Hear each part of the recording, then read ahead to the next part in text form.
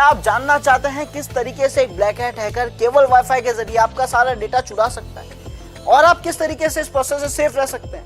तो चलते हैं कंप्लीट प्रोसेस, जहां पे हम समझेंगे हमारे वाईफाई की वल्नरेबिलिटीज और कैसे उनको सुधारा जाए।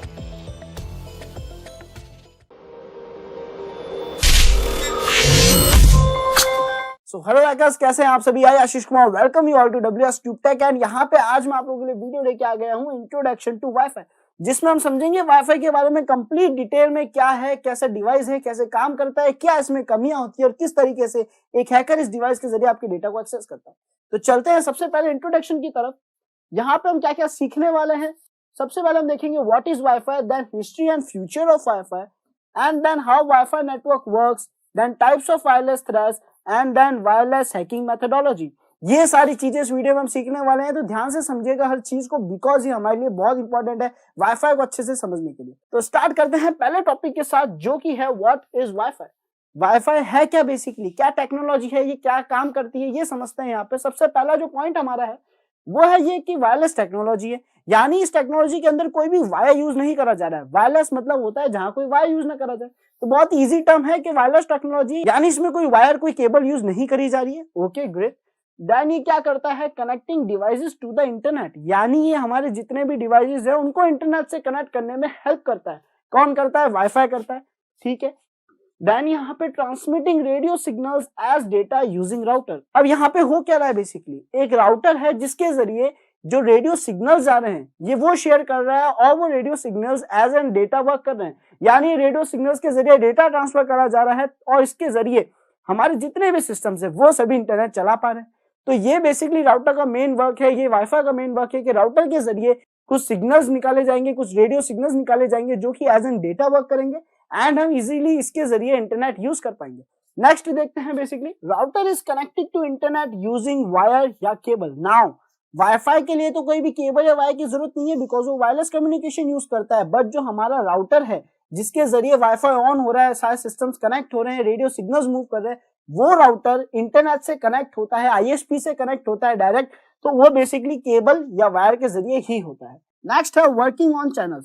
इसका मतलब क्या है, जैसा कि हमारी IP थी, जो इंटरनेट पे हम सारी चीजें यूज करते हैं, IP जो भी डेटा ट्रांसफर करती है पोर्ट्स के जरिए करती है। आप सभी को पता होगा वेज जो है, जो हमने अच्छे से समझा नेटवर्किंग में, कि IP के जरिए जो डेटा ट्रांसफर हो रहा है वो पोर्ट्स के जरिए हो रहा है। वैसे ही एग्जैक्ट सेम तरीके से जो हमारा राउटर है वो डेटा ट्रांसफर करता है, बट ये यहाँ पे पोर्ट्स यूज न लेके चैनल्स को यूज लेता है, बिकॉज रेडियो सिग्नल्स जो है वो चैनल्स पर वर्क करते हैं। जिसका बेस्ट एग्जांपल आप सभी को पता होगा, आप जो FM चलाते हैं वहां पे अलग अलग चैनल्स होते हैं, 92.7, 102 और SS एक्सेट्रा एक्सेट्रा, कई सारे चैनल्स होते हैं। तो जो रेडियो सिग्नल्स है वो चैनल्स पे वर्क करते हैं, इसीलिए हमारा वाईफाई जो टेक्नोलॉजी है ये भी चैनल्स पे ही वर्क करता है। तो आइए नेक्स्ट देखते हैं। नेक्स्ट हमारा पॉइंट है कि जो हमारा वाईफाई है उसकी क्या हिस्ट्री रही है, या फिर क्या स्कोप है, फ्यूचर में क्या क्या चीजें ऐड हो रही है। तो उसकी पूरी हिस्ट्री, इसकी जो सिक्योरिटीज थी स्टार्टिंग से जब से वाईफाई है, वो हम समझते हैं बहुत ही इजी चार्ट के जरिए। यहाँ पे सबसे पहला जो हमारा वाईफाई आया था वो था WEP। अब इस WEP का फुल फॉर्म क्या है? Wired equivalent privacy. सो ये हमारा जो WEP है ये एक वाईफाई टेक्नोलॉजी थी जिसके जरिए हम इंटरनेट यूज कर पा रहे थे। अब इसमें क्या होता था, क्या कमियां थी, ये सारी चीजें समझते हैं। यहाँ पे ये डेवलप कब करा गया था? ये डेवलप करा गया था 1997 में। एंड यहाँ पे इसमें जो इंक्रिप्शन फॉलो करा जा रहा था वो था RC4, जो कि ज्यादा स्ट्रॉन्ग तो नहीं है, बट ठीक है, एक इंक्रिप्शन अप्लाई करा गया था। उस वक्त के हिसाब से जो टेक्नोलॉजी थी यही एडवांस थी वहां पे। तो 1997 के अंदर RC4 इंक्रिप्शन अप्लाई करा गया था हमारे वाईफाई में, जो कि था WEP। एंड इसके अंदर जो डेटा इंक्रिप्ट करा जाता था, जो डेटा मूव करा जाता था, वो था 64 to 128 बिट्स। सो यहाँ पे जो इसकी की साइज थी वो थी 64 to 128 बिट्स। अब ये 64 to 128 बिट्स तो ठीक है, अच्छी पावर है, बट जो इंक्रिप्शन अप्लाई करा जा रहा था वो था काफी वीक। एंड हमें रिक्वायर्ड क्या है कि हमारा जो वाईफाई है उसमें जो डेटा मूव हो रहा है वो इंक्रिप्टेड हो, सिक्योर हो, कोई भी उसे पढ़ के बीच में हमारा डेटा इंटरसेप्ट ना कर सके। यहाँ पे उसके बाद देखते हैं बेसिकली क्या आया, WPA आया। WPA क्या है? WiFi protected access. तो ये जो हमारा वाईफाई प्रोटेक्टेड एक्सेस आया ये इससे ज्यादा सिक्योर निकला। देखते हैं इसमें क्या क्या सिक्योरिटी इंटीग्रेट करी गई। पहली बात तो ये यहाँ पे 1997 के बाद जो नेक्स्ट वाईफाई आया वो आया 2003 में। सो 2003 में इसके साथ आया TKIP विद RC4। अब TKIP क्या है? टेम्परल की इंटीग्रेशन प्रोटोकॉल। ये प्रोटोकॉल आया RC4 के साथ, जिसके बाद जो हमारा डेटा जा रहा था वो थोड़ा जो है सिक्योरली जाने लगा। पर इसके अंदर भी एक प्रॉब्लम थी कि जो डेटा जा रहा था वो इजीली क्रैक करा जा सकता था किसी भी सॉफ्टवेयर के जरिए। तो यहाँ पे ये जो सिक्योरिटी है ये इससे थोड़ी मजबूत थी, किससे, हमारा RC4 के, बिकॉज RC4 के अंदर आप मान लो जो हैंडशेक फाइल जा रही है वो क्लियर टेक्स्ट विजिबल था, यानी उसके अंदर जो डेटा जा रहा था वो क्लियर टेक्स्ट विजिबल था, वहां प्रॉपर इंक्रिप्शन अप्लाई नहीं हो पा रहा था। एंड इसी की वजह से यहाँ पे थोड़ी सिक्योरिटी इंप्रूव करने के लिए 2003 में जो सिक्योरिटी यहाँ पे अप्लाई करी गई वो थी TKIP। क्रैक तो ये भी हो जाती थी बट हल्की सी मेहनत लगती थी, देन ये क्रैक करा जाता था। इसके जो पासवर्ड जो हैंडशेक फाइल में पासवर्ड जाते थे, यानी जो भी डेटा यहाँ से वहां ट्रांसफर हो रहा था वो ज्यादा सिक्योर नहीं था, अच्छे से इनक्रिप्टेड नहीं था। एंड यहाँ पे 128 बिट की जो की है वो यूज ली जा रही थी, की साइज जो थी वो 128 बिट की थी। इसके बाद WPA2 आया, जो कि आज हम सभी के एंड्रॉइड डिवाइसेस में, लैपटॉप्स में यूज करा जा रहा है। WPA2 आज वो टेक्नोलॉजी जो हमारे यहाँ पे यूज ली जा रही है, जो कि उसके आगे की भी कुछ टेक्नोलॉजीज आ गई है। लाईफाई के बारे में आपने सुना होगा। तो ये जो WPA2 है इसके बारे में समझते हैं। इसका नाम है वाईफाई प्रोटेक्टेड एक्सेस 2। एंड ये जैसे ही आया ये अपने साथ लाया बहुत ही अच्छी इंक्रिप्शन टेक्निक, जो कि है AES CCMP। एंड किस टाइम में आया, ये आया हमारे 2004 में। सो 2003 से 2004 देखे तो आप 1 ही ईयर में बेसिकली यहाँ पे एक अच्छी सिक्योरिटी आ गई, जो कि था AES इंक्रिप्शन। एंड ये जो हमारा AES का CCMP इंक्रिप्शन है ये काफी अच्छा काम करता था, और इसकी जो बिट्स थी, की साइज थी, वो थी 128 बिट। सो 128 बिट साइज की जो की साइज के हिसाब से इंक्रिप्शन अप्लाई करता था वो काफी यूजफुल रहा, जिसमें जो क्रैकिंग करते थे तब तक नहीं कर पाते थे जब तक वो एग्जैक्ट पासवर्ड ना निकाल सके। यानी जब तक उनकी लिस्ट के अंदर, ब्रूट फोर्स लिस्ट के अंदर एग्जैक्ट पासवर्ड ना मिले तब तक जो इंक्रिप्टेड डेटा जा रहा है वो उसको क्रैक नहीं कर पा रहे थे। सो यहाँ पे हैंडशेक फाइल्स को भी क्रैक करने में मेहनत लगने लग गई। तो ये जो है हमारा WPA2 ये थोड़ा सिक्योर हो गया, जो कि आप देखो बहुत ही शॉर्ट पीरियड में आया, 2003 के बाद डायरेक्ट 2004 में आ गया। तो WPA2 वो वाईफाई है जो आज के टाइम पे हम सभी यूज ले रहे हैं, और अब जो यूज लेने वाले हैं वो है हमारा WPA3, जो कि इसका भी हायर वर्जन, एडवांस और ज्यादा सिक्योर वर्जन है। इसके अंदर हमारे पास क्या है, इसका फुल फॉर्म बहुत ही इजी है, वाईफाई प्रोटेक्टेड एक्सेस 3। एंड यहाँ पे ये जो आया ये आया हमारे 2018 में। इंप्लीमेंट अभी पूरा नहीं हुआ है हमारे यहाँ पे, बट काफी जगहों पे, काफी सिस्टम्स में, काफी लेटेस्ट एंड्रॉइड डिवाइसेस में आने लग गया है।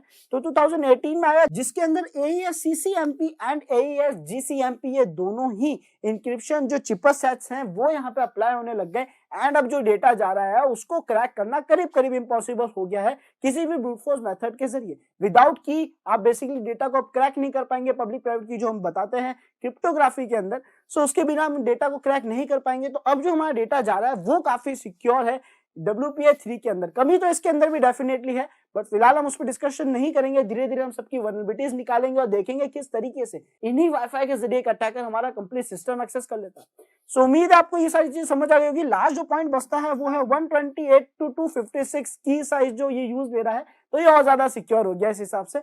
तो यहाँ पे ये था हमारा वाईफाई का कंप्लीट हिस्ट्री, और उसी के साथ साथ जो सिक्योरिटी प्रोटोकॉल यूज करेगा, बिकॉज इन्हीं सिक्योरिटी प्रोटोकॉल्स में हम लूपहोल्स निकालने वाले हैं और देखने वाले हैं कि किस तरीके से हम उन वल्नरेबिलिटीज को एक्सप्लॉइट कर सकते हैं और सुधारेंगे कैसे, साथ ही साथ वो भी देखेंगे। तो नेक्स्ट देखते हैं, नेक्स्ट स्लाइड बेसिकली जो हमारी है वो है कि ये वर्क कैसे करती है, हाउ इट वर्क्स एग्जैक्टली। जो हमारा वाईफाई है, राउटर है, वो काम कैसे कर रहा है। बिकॉज सारी हैकिंग टेक्नोलॉजीज अप्लाई करने के लिए हमें इसको समझना बहुत जरूरी है कि वो काम कैसे कर रहा है। जब तक हमें नहीं पता पड़ेगा वो किस तरीके से डेटा को शेयर कर रहा है, किस तरीके से डेटा को रीड कर रहा है, जो सिस्टम जो उनको आइडेंटिफाई किस तरीके से कर रहा है, तब तक हम वहां पे वल्नरेबिलिटीज इजीली फाइंड नहीं कर पाएंगे।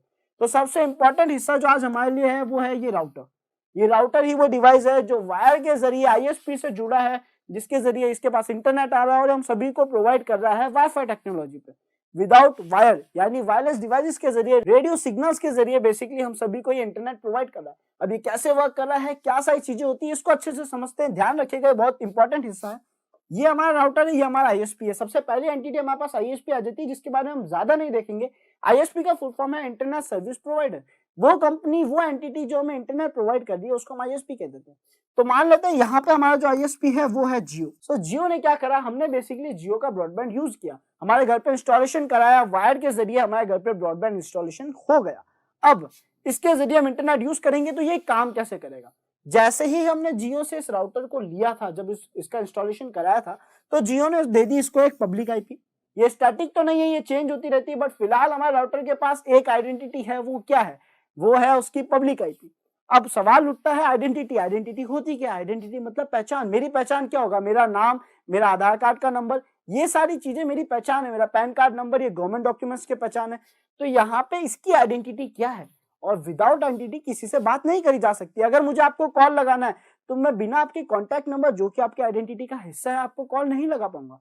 तो यहाँ पे यही सेम चीज है कि हर सिस्टम के पास अपनी एक आइडेंटिटी होगी, तो हमारे ब्रॉडबैंड के पास उसकी एक आइडेंटिटी आ गई है जो कि है उसकी पब्लिक आईपी।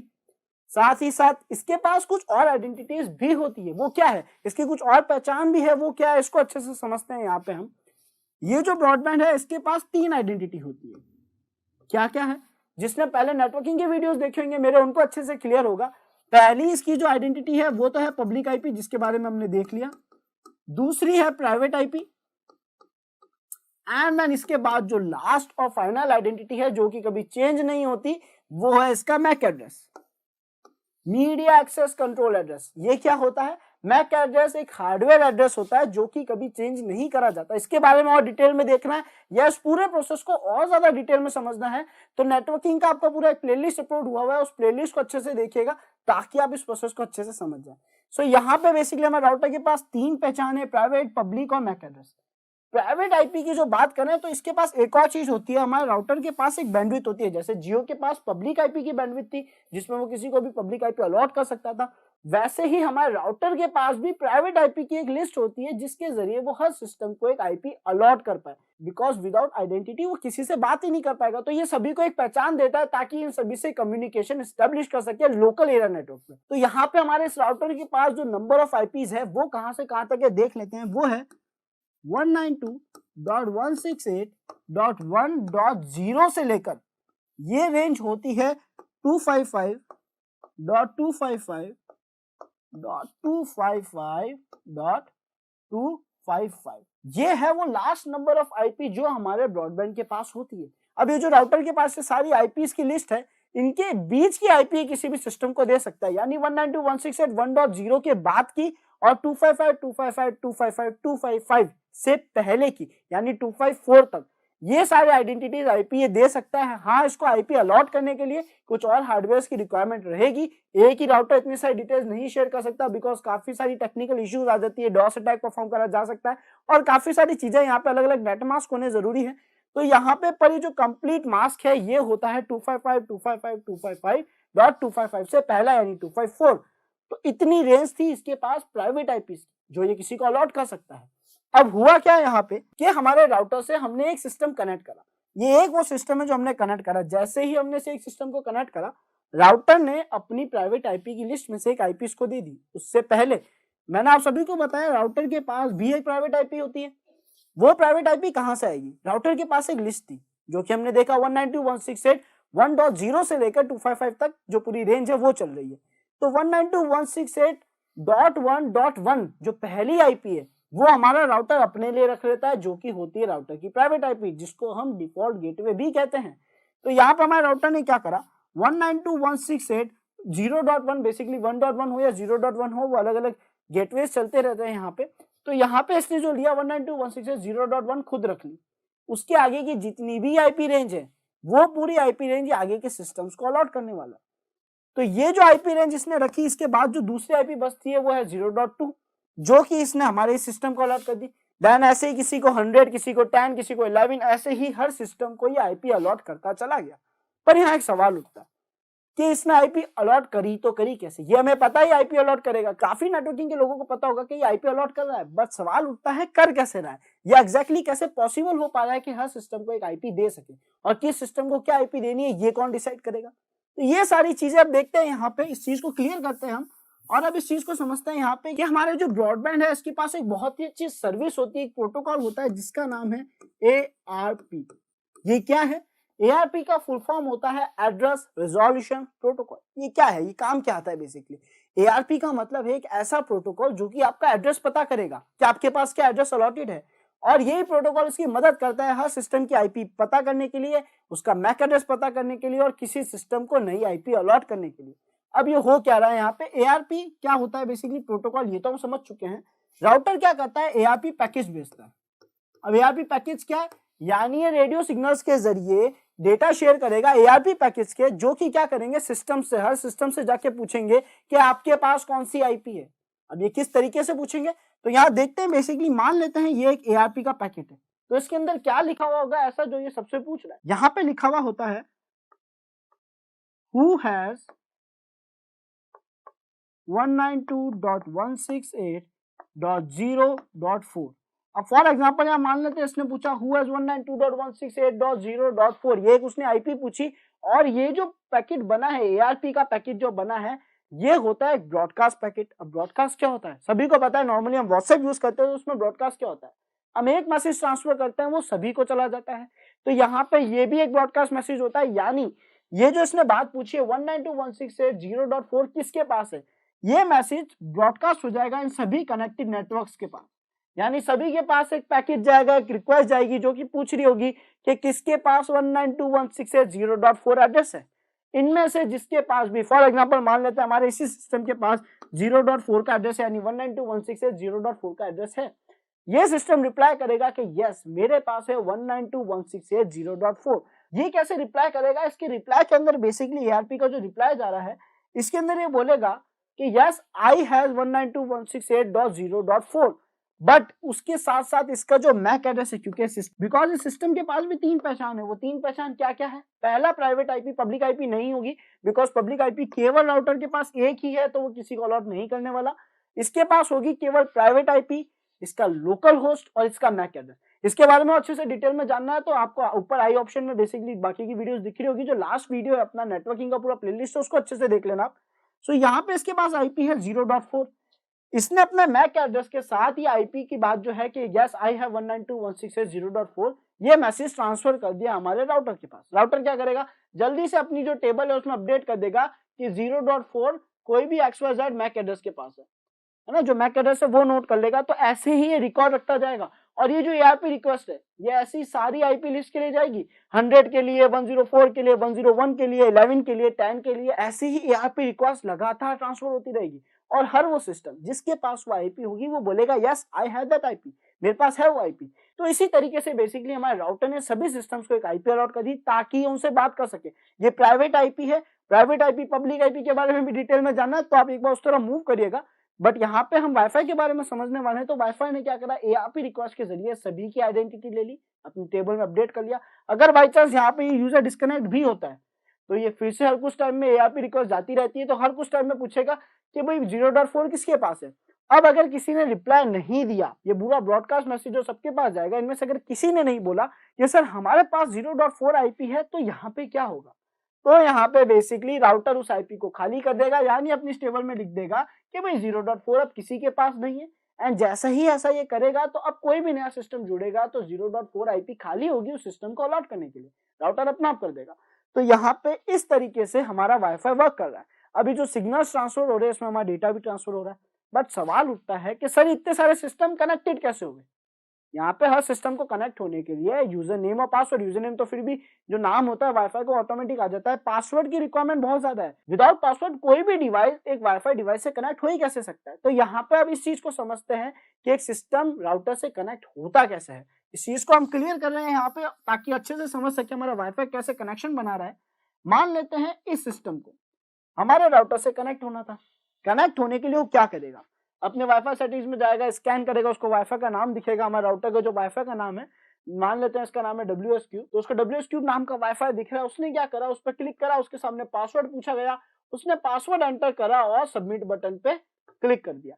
जैसे ही उसने सबमिट बटन पे क्लिक करा, इस सिस्टम से एक पैकेट बना जिसके अंदर इसका नाम, जो इसका एड्रेस है ये और पासवर्ड यहाँ से जा रहा है। सो ये जो हमारी फाइल है जिसके अंदर पासवर्ड जा रहा है, सिस्टम जो पासवर्ड टाइप कर रहा है कि हो सकता है इसका पासवर्ड यही होगा, इस फाइल को हम कहते हैं हैंडशेक फाइल। अब ये जो हमारी हैंडशेक फाइल है, यानी वो फाइल जिसके अंदर पासवर्ड है, वो फाइल यहाँ से मूव हुई और पहुंची हमारे सिस्टम के पास रेडियो सिग्नल्स के जरिए ही किसी चैनल पे। और जैसे ही यहाँ पे पहुंची, सिस्टम ने उस पासवर्ड को कंफर्म करा, अगर वो पासवर्ड सही था देन इसने उसको परमिशन दे दी कि एक्सेस कर सकता है। और अब बेसिकली ये दोनों कनेक्ट हो गए हैं एक दूसरे से, हैंडशेक हो गया इन दोनों का, हैंडशेक यानी हाथ मिलाना। तो उस फाइल का नाम बिल्कुल इस हिसाब से ही रखा है। तो यहाँ पे दोनों कनेक्ट हो गए और दोनों, अब जो 101 नेटवर्क है, जो सिस्टम है, वो इंटरनेट यूज कर पा रहा है। अब होगा क्या यहाँ पे, और चीजें भी समझते हैं कि सर अगर पब्लिक आईपी केवल ब्रॉडबैंड के पास है तो इसका मतलब है इंटरनेट पे केवल ब्रॉडबैंड ही बात कर पाता है, क्योंकि आईपी का एक रूल है कि केवल प्राइवेट आईपी से बात कर सकती है और पब्लिक आईपी से बात कर सकती है। और प्राइवेट आईपी क्या होती है, लोकल एरिया नेटवर्क का हिस्सा। तो अगर हमें बाहर बात करनी है, इंटरनेट पे किसी से बात करनी है, तो बहुत ही कंपल्सरी जो चीज है, पहला जो कंपल्शन पॉइंट है वो ये है कि हमारे पास एक पब्लिक आईपी होनी चाहिए। तो अगर इस सिस्टम को इंटरनेट पे किसी से बात करनी है तो ये कैसे करेगा? क्यों? क्योंकि उसके पास तो केवल एक प्राइवेट आईपी है। ये जो आईपी इसको अलॉट करी गई है, ये तो ब्रॉडबैंड के जरिए प्राइवेट आईपी अलॉट करी गई है, यानी ये प्राइवेट आईपी वाला इंटरनेट पे पब्लिक आईपी पे बात ही नहीं कर सकता कभी। तो ये कैसे पॉसिबल है? तो अब यहाँ पे होता क्या है, नॉर्मली सारी बात इंटरनेट पे तो ये ही करेगा, केवल ब्रॉडबैंड ही इंटरनेट पे सारी बात कर सकता है। तो होगा क्या यहाँ पे कि इस सिस्टम को मान लेते हैं फेसबुक एक्सेस करना था, तो इसने क्या करा, अपना ब्राउजर ओपन करा, वहां पे लिखा facebook.com, एंटर प्रेस कर दिया। जैसे ही इसने facebook.com लिख के एंटर प्रेस करा, यहाँ पे एक पैकेट जनरेट हुआ जो कि जाएगा हमारे ब्रॉडबैंड के पास।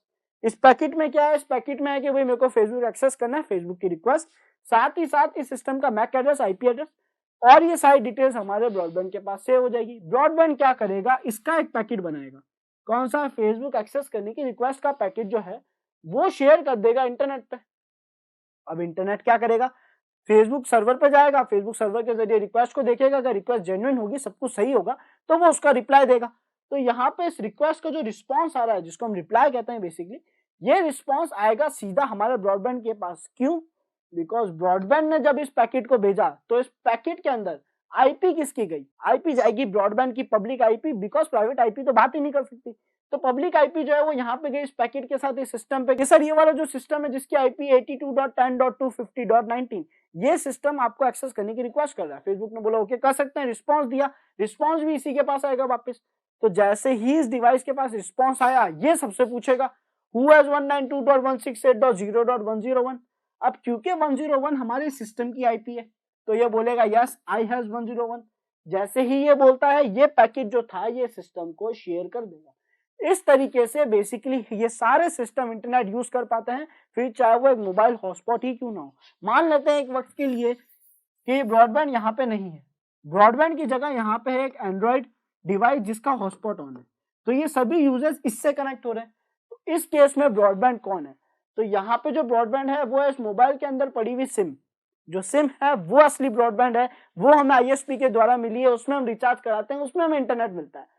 हमने क्या करा, उस सिम के बाद हमारे एंड्रॉइड डिवाइस में ऑप्शन था ब्रॉडबैंड बनने का, तो हमने हॉटस्पॉट ऑन करा। जैसे ही हमने हॉटस्पॉट ऑन करा, हम बन गए ब्रॉडबैंड। हम यानी हमारी सिम, ये डिवाइस की भी खुद की एक प्राइवेट आईपी है, ये ब्रॉडबैंड नहीं है। ब्रॉडबैंड है तो केवल वो सिम है। तो अब यहाँ पे क्या हुआ, जितने भी यूजर इससे कनेक्ट हुए, सेम प्रोसेस, हैंडशेक फाइल गई, सब कुछ सेम हुआ। इस यूजर ने फेसबुक एक्सेस करने की रिक्वेस्ट करी, वो जाएगी हमारे एंड्रॉइड डिवाइस के पास, यानी हमारे सिम के पास। वो सिम उस रिक्वेस्ट को भेजेगी इंटरनेट पे अपनी पब्लिक आईपी से, पब्लिक आईपी केवल होगी हमारे सिम के पास। जैसे ही उसका रिप्लाई आएगा हमारे सिम के पास, सिम पूछेगा हु हैज 192.168.0.101। तो जैसे ही ये बोलेगा यस आई एम 0.101, हमारी सिम वो पैकेट इसको शेयर कर देगी। क्यों? क्योंकि ये सारे एक ही प्राइवेट आईपी में जुड़े हुए हैं। तो इस तरीके से हमारा ये नेटवर्क जो वाईफाई है ये वर्क कर रहा है। असल में वाईफाई को क्या चाहिए, एक एआरपी पैकेट, ताकि पता पड़े किसके पास क्या आईपी है। दूसरी चीज, सारा डेटा हमारे वाईफाई से ही होके जाता है, हमारे वाईफाई से जो राउटर के पास पहुंचता है, राउटर उसको आगे भेजता है। तो ये सारा वर्क तो हो गया हमारे राउटर का, चाहे वो सिम हो चाहे वो ये डिवाइस हो। वाईफाई क्या कर रहा है, कनेक्शन बना रहा है रेडियो सिग्नल्स वेव्स के जरिए। तो यहाँ पे जो रेडियो सिग्नल्स मूव हो रहे हैं वो अलग अलग चैनल पे हो रहे हैं। यानी ये जो डिवाइस कनेक्ट हुआ, ये जो हमारा हॉटस्पॉट ऑन हुआ, ये मान लेते हैं चैनल नंबर 11 पे हुआ। तो जितने भी यूजर्स हैंडशेक फाइल भेजेंगे, कनेक्शन की रिक्वेस्ट भेजेंगे या अपना कोई भी डेटा भेजेंगे, वो कौन से चैनल पे भेजेंगे, चैनल नंबर 11। और ऐसा क्यों? बिकॉज हमारा ब्रॉडबैंड जो है वो चैनल नंबर 11 पे ही रेडियो सिग्नल जनरेट कर रहा है या रीड कर रहा है। जैसा कि हम आईपी में बात करते हैं पोर्ट लिसनिंग या फिर बात करने की, बेसिकली मैसेज शेयरिंग करने की और लिसनिंग की, तो एक ही पोर्ट होती है। वैसे ही यहाँ पे भी एक ही पोर्ट होगी, वो है चैनल। सो स्टूडेंट्स, ये था एक वाईफाई का छोटा सा इंट्रोडक्शन, जिसमें हमने वाईफाई की कुछ स्मॉल वर्किंग्स देखी। इसके बारे में और डिटेल में हम सारी चीजें देखने वाले हैं, कहाँ कहाँ कमियां होती है। और कमियों से एक और बात मैं आप सभी को बता दूं कि ये सिस्टम इस वाईफाई से कनेक्ट होने के लिए केवल एक ही चीज मांगता है, इस वाईफाई का ESSID। जैसे कि आप सभी ने देखा होगा हमारे एंड्रॉइड डिवाइसेस में और कई सिस्टम्स में, ये आज के टाइम पे बहुत बड़ी कमी है। वो क्या है कि हमारे एंड्रॉइड डिवाइस में अगर हम किसी वाईफाई से कनेक्ट हो जाते हैं, मान लेते हैं एक वाईफाई है जिसका नाम है WS Cube, हम आज उससे कनेक्ट हो गए, पासवर्ड सही डाल के या फिर ओपन था तो कनेक्ट हो गए। फ्यूचर में अगर हम चाहे ना चाहे, जैसे ही हम उस वाईफाई की रेंज में जाते हैं और अगर हमारे डिवाइस का वाईफाई ऑन है, तो ये वाईफाई उस हॉटस्पॉट से ऑटोमेटिकली कनेक्ट हो जाता है बिना हमारे चाहे। अगर हम नहीं भी चाह रहे हैं तो भी कनेक्ट हो जाता है। ये काफी बड़ी कमी, और ऐसा क्यों हो पाता है? बिकॉज वो रीड करता है केवल ESSID, जो कि होता है इस वाईफाई का नाम, जो कि था WS क्यूब। तो जहां भी वो जाए उसको WS क्यूब का नाम का कोई भी वाईफाई दिखेगा तो जो पासवर्ड उसके पास सेव था वो वहां पे शेयर कर देता है। ये कमी है, यानी वो मैक एड्रेस मैच नहीं करता पहले, वो सीधा उस नाम के हिसाब से डेटा ट्रांसफर कर देता है, जो कि एक बहुत बड़ी कमी है जिसको आप सुधारने पे वर्क करा जा रहा है हमारे WPA3 में या फिर उसके आने वाली टेक्नोलॉजीज में। तो उम्मीद है ये जो मैंने आप सभी को समझाया अच्छे से क्लियर हो गया होगा। नेक्स्ट देखते हैं कुछ और इंपॉर्टेंट चीजें जो है उनको भी स्टडी कर लेते हैं साथ ही साथ, जैसा कि हमारे वाईफाई डिवाइस के अंदर कितने तरीके के मैलवेयर, कितने तरीके के अटैक्स होते हैं, थ्रेट्स कितने तरीके के होते हैं, क्या क्या कमियां होती है नॉर्मली एक वाईफाई डिवाइस के अंदर। इसको अच्छे से समझिएगा क्योंकि यही सारे अटैक्स हम प्रैक्टिकली परफॉर्म करने वाले हैं, तो अगर आप एक बार समझ जाओगे तो आपके लिए बहुत बेहतर रहेगा। तो यहाँ पे जो सबसे पहला थ्रेट जिसके बारे में हम पढ़ने वाले हैं वो है डॉस, डिनायल ऑफ सर्विस। अब ये क्या है?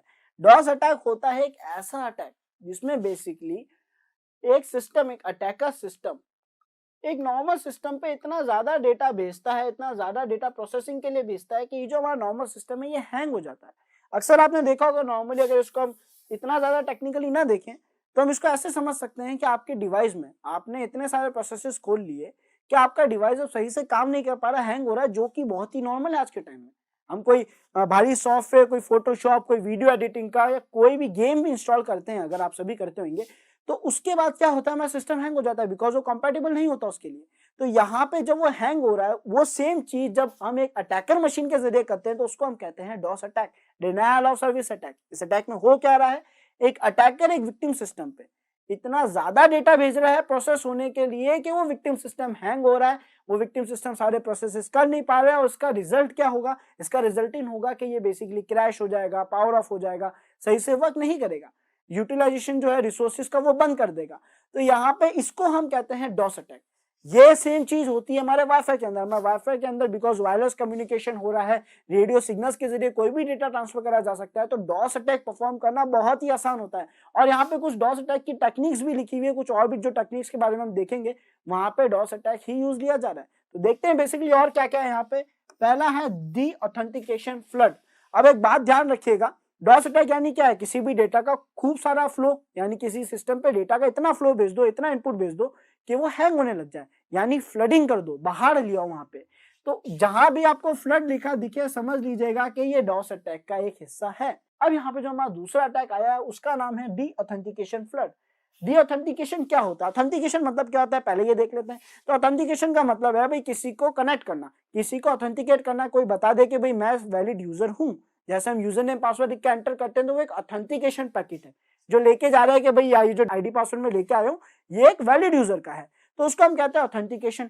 डी ऑथेंटिकेशन क्या है, यानी हम किसी को डिस्कनेक्ट कर रहे हैं, यानी हम किसी को बोल रहे हैं कि भाई आप ऑथेंटिकेट नहीं हो, आपने जो आईडी पासवर्ड दिया गलत है, आपको हटना पड़ेगा, आपको डिस्कनेक्ट होना पड़ेगा, वो होता है डी ऑथेंटिकेशन। तो अब यहाँ पे जो हमारा वाईफाई अटैक है ये क्या है, ये जो डी ऑथेंटिकेशन फ्लडिंग अटैक है ये करता क्या है कि हम एक राउटर से, मान लेते हैं यहाँ पे ये जो हमारा राउटर है, इस राउटर से कई सारे यूजर कनेक्टेड है वाईफाई के जरिए। सो वाईफाई के जरिए कई सारे डिवाइसेस हमारे इस डिवाइस से कनेक्टेड है। तो हमने क्या करा, एक अटैकर आया, वो बिना कनेक्ट करे भी इस प्रोसेस को कंप्लीट कर सकता है, यानी वो इस राउटर से कनेक्ट नहीं होगा, बट वो कुछ ऐसे पैकेज भेजेगा जो कि इन सिस्टम्स को राउटर से डिस्कनेक्ट कर देंगे। कब तक के लिए, जब तक ये अटैकर चाहता है। तो ये बहुत ही खतरनाक अटैक है, यानी आप किसी भी यूजर को एक वाईफाई से अपनी मन चाहे टाइम के लिए डिस्कनेक्ट कर सकते हो। अब आप यही चीज सोचो अगर किसी बड़ी ऑर्गेनाइजेशन में हो रही है तो, यानी वहां पे उनका टाइम बहुत प्रीशियस है, उनको कोई वर्क करना है, कोई फाइल अपलोड करनी है, शेयर मार्केटिंग का हिस्सा है, म्यूचुअल फंड्स का हिस्सा है, वहां पे उनको इंस्टेंट टाइम पे काफी सारी फाइल शेयर करनी होती है। अगर उसी बीच उनका इंटरनेट रुक जाए, क्योंकि इसके लिए तो यूजर को, जो अटैकर है, उसको विक्टिम से कनेक्ट होने की जरूरत भी नहीं है, राउटर से कनेक्ट होने की जरूरत नहीं है, बिना आईडी पासवर्ड के वो किसी को भी डिस्कनेक्ट कर सकता है। तो ये होता है डी ऑथेंटिकेशन फ्लड में। फ्लडिंग का मतलब है कि उसने खूब सारे पैकेज भेज दिए ताकि कोई भी यूजर कनेक्ट ही ना हो पाए, या मन चाहे यूजर कनेक्ट ना हो पाए। तो इस प्रोसेस को हम कहते हैं डी ऑथेंटिकेशन फ्लड। उम्मीद है आपको अच्छे से समझ आ गया होगा।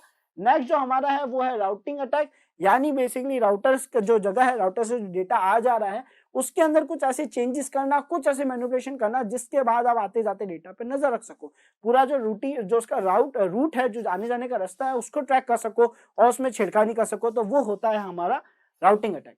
नेक्स्ट आता है ऑथेंटिकेशन फ्लड, जो कि आप नाम सुनते ही समझ गए होंगे। फ्लड यानी डॉस का हिस्सा है। ऑथेंटिकेशन का मतलब है कि वहां पे कनेक्शन रिक्वेस्ट भेजना, और ज्यादा कनेक्शन रिक्वेस्ट अगर एक सिस्टम पे आ रही है, हमारे राउटर के पास अगर लगातार कई सारी कनेक्शन रिक्वेस्ट आ रही है, तो वो सही से परफॉर्म करना बंद कर देगा, क्योंकि उसको हर कनेक्शन पैकेज जो आ रहा है जिसमें यूजर नेम पासवर्ड आ रहा है वो चेक करना पड़ेगा, और ये लेगा उसका प्रोसेस। और अगर लगातार कई सारी आ रही है तो इतना ज्यादा प्रोसेस वो एक साथ करेगा, तो डेफिनेटली वो हैंग होगा, बाकी सिस्टम्स को सही से कनेक्ट नहीं कर पाएगा। तो इसको हम कहते हैं ऑथेंटिकेशन फ्लड। क्लियर होगा आप सभी को। एआरपी कैशे पॉइजनिंग अटैक, ये काफी अच्छी चीज है। बेसिकली एआरपी क्या होता है? Address resolution protocol. अब एआरपी कैशे पॉइजनिंग अटैक क्या है? ये एक ऐसा अटैक है जिसमें बेसिकली हम एआरपी को पॉइजन कर रहे हैं, एआरपी को खराब कर रहे हैं। कैसे करते हैं हम एआरपी को खराब? अब एआरपी में कुछ ऐसे पैकेज भेज रहे हैं या पैकेज का फ्लो इतना ज्यादा रख रहे हैं कि जो भी एआरपी का रिकॉर्ड हो रहा था वो हो जा रहा है खराब। इसको हम कहते हैं एआरपी कैशे पॉइजनिंग। प्रैक्टिकली कैसे वर्क करते हैं सारे अटैक्स, ये हम करके देखेंगे, उसको अच्छे से समझेंगे और उनको सुधारा कैसे जाए ये भी साथ ही साथ देखेंगे। नेक्स्ट है हमारे पास power saving attack. Power saving attack क्या होता है? एक ऐसा अटैक जिसमें बेसिकली हम हमारे सिस्टम को स्लीप मोड में ले जाते हैं ताकि बाकी सारे यूजर्स उससे कनेक्ट ना हो सके। यानी जो सिग्नल्स है उनके जरिए हम दिखाएंगे कि हमारा जो राउटर है वो है स्लीप मोड में, जिसके जरिए कोई भी डिवाइस उससे कनेक्ट ना हो पाएगा। तो इसको हम कहते हैं पावर सेविंग अटैक। कैसे काम करते हैं हम प्रैक्टिकली देखेंगे इसको भी। देन हमारे पास है TKIP MIC एक्सप्लॉइटेशन। नाउ ये क्या है? एक्सप्लॉइटेशन वो जहां भी आप समझ जाइएगा कि कमी के जरिए एक्सप्लॉइट करके सिस्टम का एक्सेस लिया जाता है। यानी हमारे राउटर में कमी होती है जो कि है TKIP की कमी। सो TKIP MIC की जो एक्सप्लॉइट है उसका यूज लेके बेसिकली राउटर का एक्सेस ले लिया जाता है, जो कि काफी ज्यादा वर्नेबल है। इसके बारे में हम काफी डिटेल में देखेंगे। नेक्स्ट पॉइंट पे बढ़ते हैं, कुछ आइडिया ले रहे हैं हम इनका टेक्निक्स का सारे का। Access point theft. Access point क्या होता है? बेसिकली एक्सेस पॉइंट होता है उस सिस्टम का एड्रेस जहां से वो कनेक्ट होगा, जहां पे बातचीत करेगा। तो एक्सेस पॉइंट थेफ्ट यानी किसी का आईपी चुरा के खुद रख लेना, जिसको हम बेसिकली स्पूफिंग भी कहते हैं, वो यहाँ पे परफॉर्म करा जाता है। सो नेक्स्ट है हमारे पास डिसएसोसिएशन अटैक। ये डिसएसोसिएशन अटैक होता क्या है? बेसिकली ये एक ऐसा अटैक है जिसमें बेसिकली राउटर से यूजर में जो डेटा ट्रांसफर हो रहा है उस कनेक्शन को अगर हम ब्रेक कर दें तो उसको हम कहते हैं डिसएसोसिएशन अटैक। इस अटैक के जरिए हम सिस्टम का जो कनेक्शन है वो ब्रेक कर सकते हैं, तो वो अटैक यहाँ पे यूज करा जाता है। सो नेक्स्ट है हमारे पास EAP failure. EAP failure basically क्या होता है? एक ऑथेंटिकेशन प्रोसेस होता है जिसमें टेलर्स भी यूज होता है। तो जब ये मिसकॉन्फिगर्ड हो, यानी यहाँ पे प्रॉपर कॉन्फ़िगरेशन अप्लाई ना करी गई हो, तो ईएपी फेलियर अटैक परफॉर्म करा जाता है जिसमें ऑथेंटिकेशन की प्रॉपर कॉन्फ़िगरेशन अप्लाई नहीं करी गई होगी। इसके बाद आता है हमारे पास beacon flood. And beacon flood attack क्या है? ये एक ऐसा अटैक है जिसमें बेसिकली क्या होता है कि कई सारे एपीएन से रिलेटेड बेसिकली जो ईएसएस आईडी होती है उससे रिलेटेड कई सारे यूजर्स बना दिए जाते हैं, जो कि यूजर्स को कंफ्यूज करते हैं कि वो किससे कनेक्ट हो, जिसके जरिए अगर कोई आपके डिवाइस से कनेक्ट हो जाता है तो इससे उसको काफी नुकसान हो सकता है, बिकॉज सारा डेटा आखिर में तो ब्रॉडबैंड से होते हुए ही ट्रांसफर होता है। तो उसके बाद काफी कंट्रोल हो जाता है। तो इसको हम कहते हैं बीकन फ्लड। अब फ्लडिंग यहाँ पे क्यों हो रही है? फ्लडिंग के जरिए बेसिकली यूजर कंफ्यूज हो जा रहा है। तो ये सारी चीजें जो हैं ये टाइप्स ऑफ थ्रेट्स हैं। इसके अलावा भी कुछ कुछ थ्रेट्स नए भी हैं जिनके बारे में हम और पढ़ने वाले हैं practically.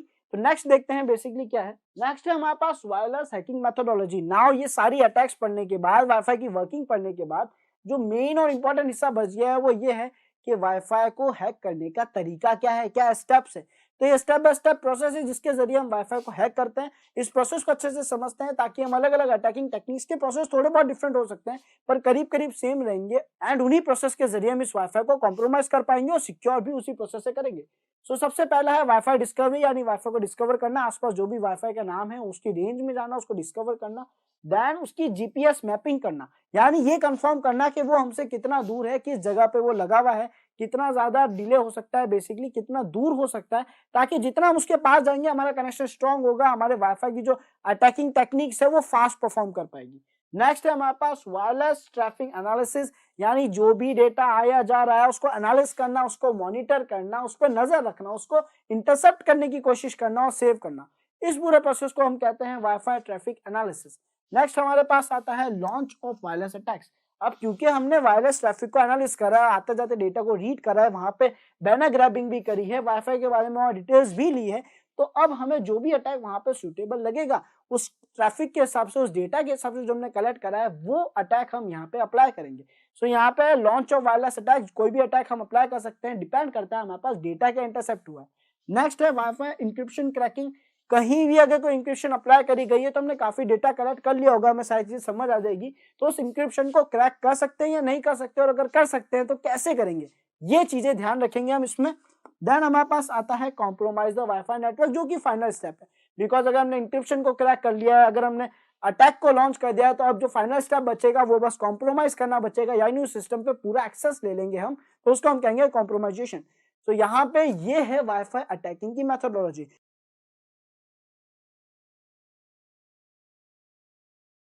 Important concepts of wifi, यानी यहाँ पे कुछ वाईफाई की इंपॉर्टेंट कॉन्सेप्ट्स और एंटिटीज के बारे में हम पढ़ने वाले हैं, जो कि हमारे कंप्लीट वाईफाई की वल्नरेबिलिटी असेसमेंट और उसके जो प्रोटेक्शन है उसमें यूज आएगी। तो स्टार्ट करते हैं, देखते हैं बेसिकली यहाँ पे हम क्या क्या सीखने वाले हैं। तो सबसे पहला जो हमारा है वो ऑपरेटिंग मोड्स।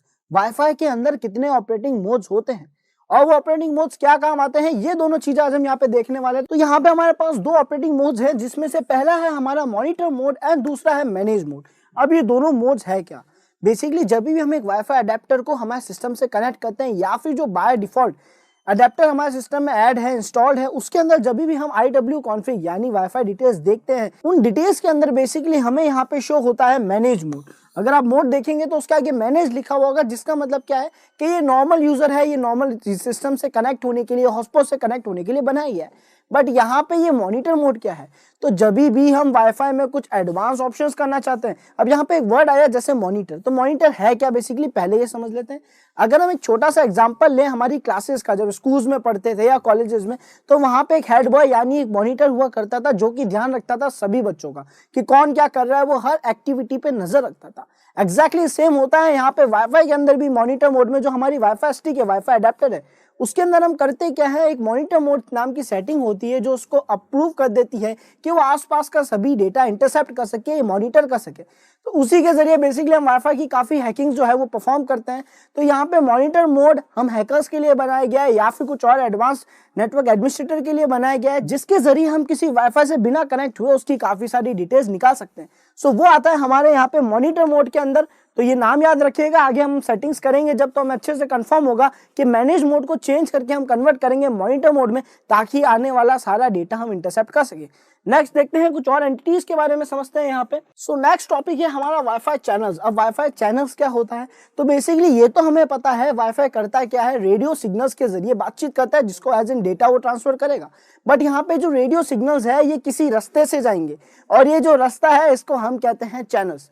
सो जितने भी चैनल्स है वो एक लेवल की फ्रीक्वेंसी रखते हैं, एक नंबर से एक नंबर के बीच की फ्रीक्वेंसी रखते हैं, और अगर उस फ्रीक्वेंसी पे कोई डेटा मूव हो रहा है तो वो चैनल वहां पे यूज में होता है। तो चैनल एग्जैक्टली क्या है, इन पॉइंट्स के जरिए बेसिकली हम समझेंगे। सबसे पहला जो हमारा पॉइंट है वो है वाईफाई फ्रीक्वेंसी बैंड्स। यानी होता क्या बेसिकली, वाईफाई की जो फ्रीक्वेंसीज है, क्योंकि रेडियो सिग्नल्स है तो कई सारी फ्रीक्वेंसीज होगी, उन फ्रीक्वेंसीज के बैंड्स बनाए जाते हैं, और उन बैंड में से जो स्मॉल बैंड्स होते हैं, यानी उनको जब छोटे छोटे ग्रुप्स बना दिए जाते हैं उन बैंड्स का, तो उनको हम कहते हैं चैनल्स। यानी वाईफाई के जो बैंड्स हैं, जो बड़े बड़े बैंड्स हैं, उनका जब हम स्मॉल पार्ट बनाते हैं, छोटे छोटे बैंड्स बनाते हैं, फ्रीक्वेंसी के छोटे छोटे ग्रुप्स बनाते हैं, तो उसको हम कहते हैं स्मॉल बैंड्स यानी चैनल्स। एंड यहाँ पे ये क्या है, ये बेसिकली एक मीडियम टू कनेक्ट है, यानी बात करने का एक जरिया है। जो डेटा ट्रांसफर होगा वो किसी चैनल के जरिए ही हो पाएगा। सो यहाँ पे बैंड्स क्या है यानी चैनल्स क्या है, वो मीडियम टू कनेक्ट है, डेटा को रिसीव या शेयर करने में काम आते हैं। सो इसके बाद बेसिकली जो हम अलग अलग फ्रीक्वेंसीज के वाईफाई यूज करते हैं, जैसे कि 2.4 गीगाहर्ट्ज का अगर मैं वाईफाई यूज कर रहा हूं, तो वहां पे टोटल 11 चैनल्स मेरे को मिलते हैं, यानी टोटल 11 चैनल्स होते हैं जिनको यूज कर सकता हूं मैं डेटा को ट्रांसफर करने के लिए। बट उसी जगह पे जो कि अब एडवांस आ रहा है हमारा 5 गीगाहर्ट्ज का, अगर मैं कोई फ्रीक्वेंसी वाला वाईफाई यूज ले रहा हूँ, तो वहां पे हमारे पास होते हैं 45 चैनल्स, यानी 45 रास्ते होते हैं डेटा की शेयरिंग के लिए। उनमें से कोई भी एक चैनल सिलेक्ट करा जा सकता है, डिपेंड करता है उसकी फ्रीक्वेंसी रेट पे। सो यहाँ पे ये पूरा है जो हम फॉर्मेट अभी हमने समझा है चैनल एग्जैक्टली है क्या। एक और बार कंक्लूजन निकाल लेते हैं यहाँ पे इसका, कि वाईफाई की जो कंप्लीट फ्रीक्वेंसी बैंड यानी जो रेडियो फ्रीक्वेंसीज होती है, जब हम उनके छोटे ग्रुप्स बनाते हैं तो उन्हें हम कहते हैं चैनल, जो कि हमारे काम आता है कम्युनिकेशन में। एंड साथ ही साथ यहाँ पे दो तरीके के चैनल्स हमें मिल जाएंगे, 2.4 गीगाहर्ट्ज का एंड 5 गीगाहर्ट्ज का। तो ये जो 2 गीगाहर्ट्ज के हमारे डिवाइसेस हैं, ये अलग अलग चैनल्स पे काम करते हैं। जो 2.4 है वो 11 चैनल्स पे वर्क करेगा, एंड जो 5 गीगाहर्ट्ज का हमारा डिवाइस था वो काम करेगा 45 चैनल्स पे। सो ये है चैनल्स के बारे में, उम्मीद है आपको ये समझ आ गया होगा। नेक्स्ट देखते हैं WiFi major concerns and damages, यानी वाईफाई में मेजर कंसर्न्स क्या रहते हैं और कहाँ पे प्रॉब्लम्स होती है, क्या डैमेजेस रहते हैं नॉर्मली वाईफाई के अंदर। ये सारी चीजें समझेंगे जो कि अब हम रियल प्रैक्टिकल लाइफ में भी देखने वाले हैं। तो एक बार थ्योरेटिकली इन सारी चीजों को देख लेते हैं ताकि हम इन चीजों को प्रैक्टिकली अच्छे से समझ सके। तो यहाँ पे देखते हैं सबसे पहला पॉइंट जो हमारा आया है वो है सिक्योरिटी, जिसके बारे में हम कंप्लीट प्लेलिस्ट में देखने वाले हैं। तो अब ये सिक्योरिटी में कमियां क्या क्या रह जाती है, कुछ एग्जाम्पल्स मैं आप सभी को दे देता हूँ। जब हम नेटवर्किंग पढ़ रहे थे तो हमने एक बात देखी कि यहाँ पे ESSID होता है, BSSID होता है। ESSID जो है वो हमारे वाईफाई का नाम होता है और BSSID होता है हमारे वाईफाई का मैक एड्रेस। सो अब कोई भी डिवाइस, अगर हमारा एक नॉर्मल एंड्रॉयड डिवाइस किसी वाईफाई से हॉटस्पॉट से कनेक्ट होना चाहता है तो वो कनेक्ट कैसे होता है कि अगर उसके पास उस नाम के वाईफाई का पासवर्ड पहले से सेव है तो वो ऑटो कनेक्ट हो जाता है।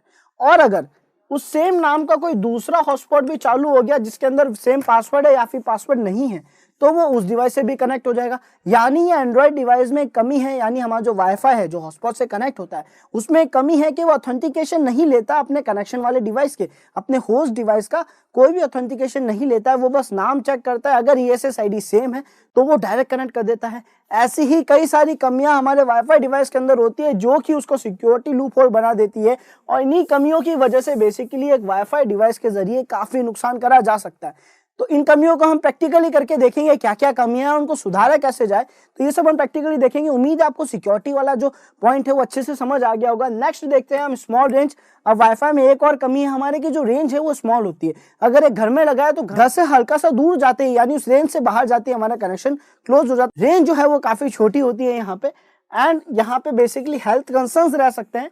ये बेसिकली एक ऐसा पॉइंट है बिकॉज वाईफाई रेडियो सिग्नल्स पे काम करता है तो उससे रिलेटेड कुछ हेल्थ कंसर्न्स रह सकते हैं। इतना ज्यादा अफेक्ट तो नहीं करेंगे बट एक पॉइंट रखना जरूरी था तो इसलिए हमने यहाँ पे इसको ले लिया है। साथ ही साथ लिमिटेड बैंडविड्थ, जैसा कि अभी हमने देखा 2.4 गीगाहर्ट्ज का हो सिस्टम या फिर 5 गीगाहर्ट्ज का हो, जो बैंडविड्थ है वो लिमिटेड है बिकॉज रेडियो फ्रीक्वेंसी जो है वो लिमिटेड है यहाँ पे हमारे पास। तो इस पे हमें थोड़ा ज्यादा फोकस कर रहे हैं। जैसा कि 5 गीगाहर्ट्ज वाले डिवाइस के साथ हम 45 चैनल्स लेके आ गए हैं, ऐसे ही और चैनल्स आते जाएंगे तो डेफिनेटली ये प्रॉब्लम भी जल्दी सॉल्व हो जाएगी। और रही बात स्पीड की, तो हाँ ये एक और मेजर कंसर्न है बेसिकली कि हमारे वाईफाई डिवाइसेस में जो इंटरनेट आता है वो स्लो आता है as compare to ethernet, as compare to cable, जो कि बहुत ही ऑब्वियस सी बात है कि अगर सिग्नल्स के जरिए कोई डेटा आ रहा है तो स्लो होगा एंड वायर केबल के जरिए कोई डेटा आ रहा है तो फास्ट होगा। तो यहाँ पे इस पे भी अच्छा फोकस करा जा रहा है। काफी अच्छी स्ट्रॉन्ग पावर वाले वाईफाई डिवाइसेस अब हमारे पास आ रहे हैं, टेक्नोलॉजीज हमारे पास आ रही है। तो ये था कंप्लीट वाईफाई का इंट्रोडक्शन जिसके अंदर बेसिकली हमने इसके कुछ इंपॉर्टेंट एंटिटीज और एस्पेक्ट्स के बारे में समझाया। ESSID, BSSID, चैनल और बैंडविड्थ, इन सभी के बारे में समझ गए। अब ये सब समझने के बाद हम कैपेबल हो गए कि हम प्रैक्टिकल वीडियोस की तरफ बढ़ सके।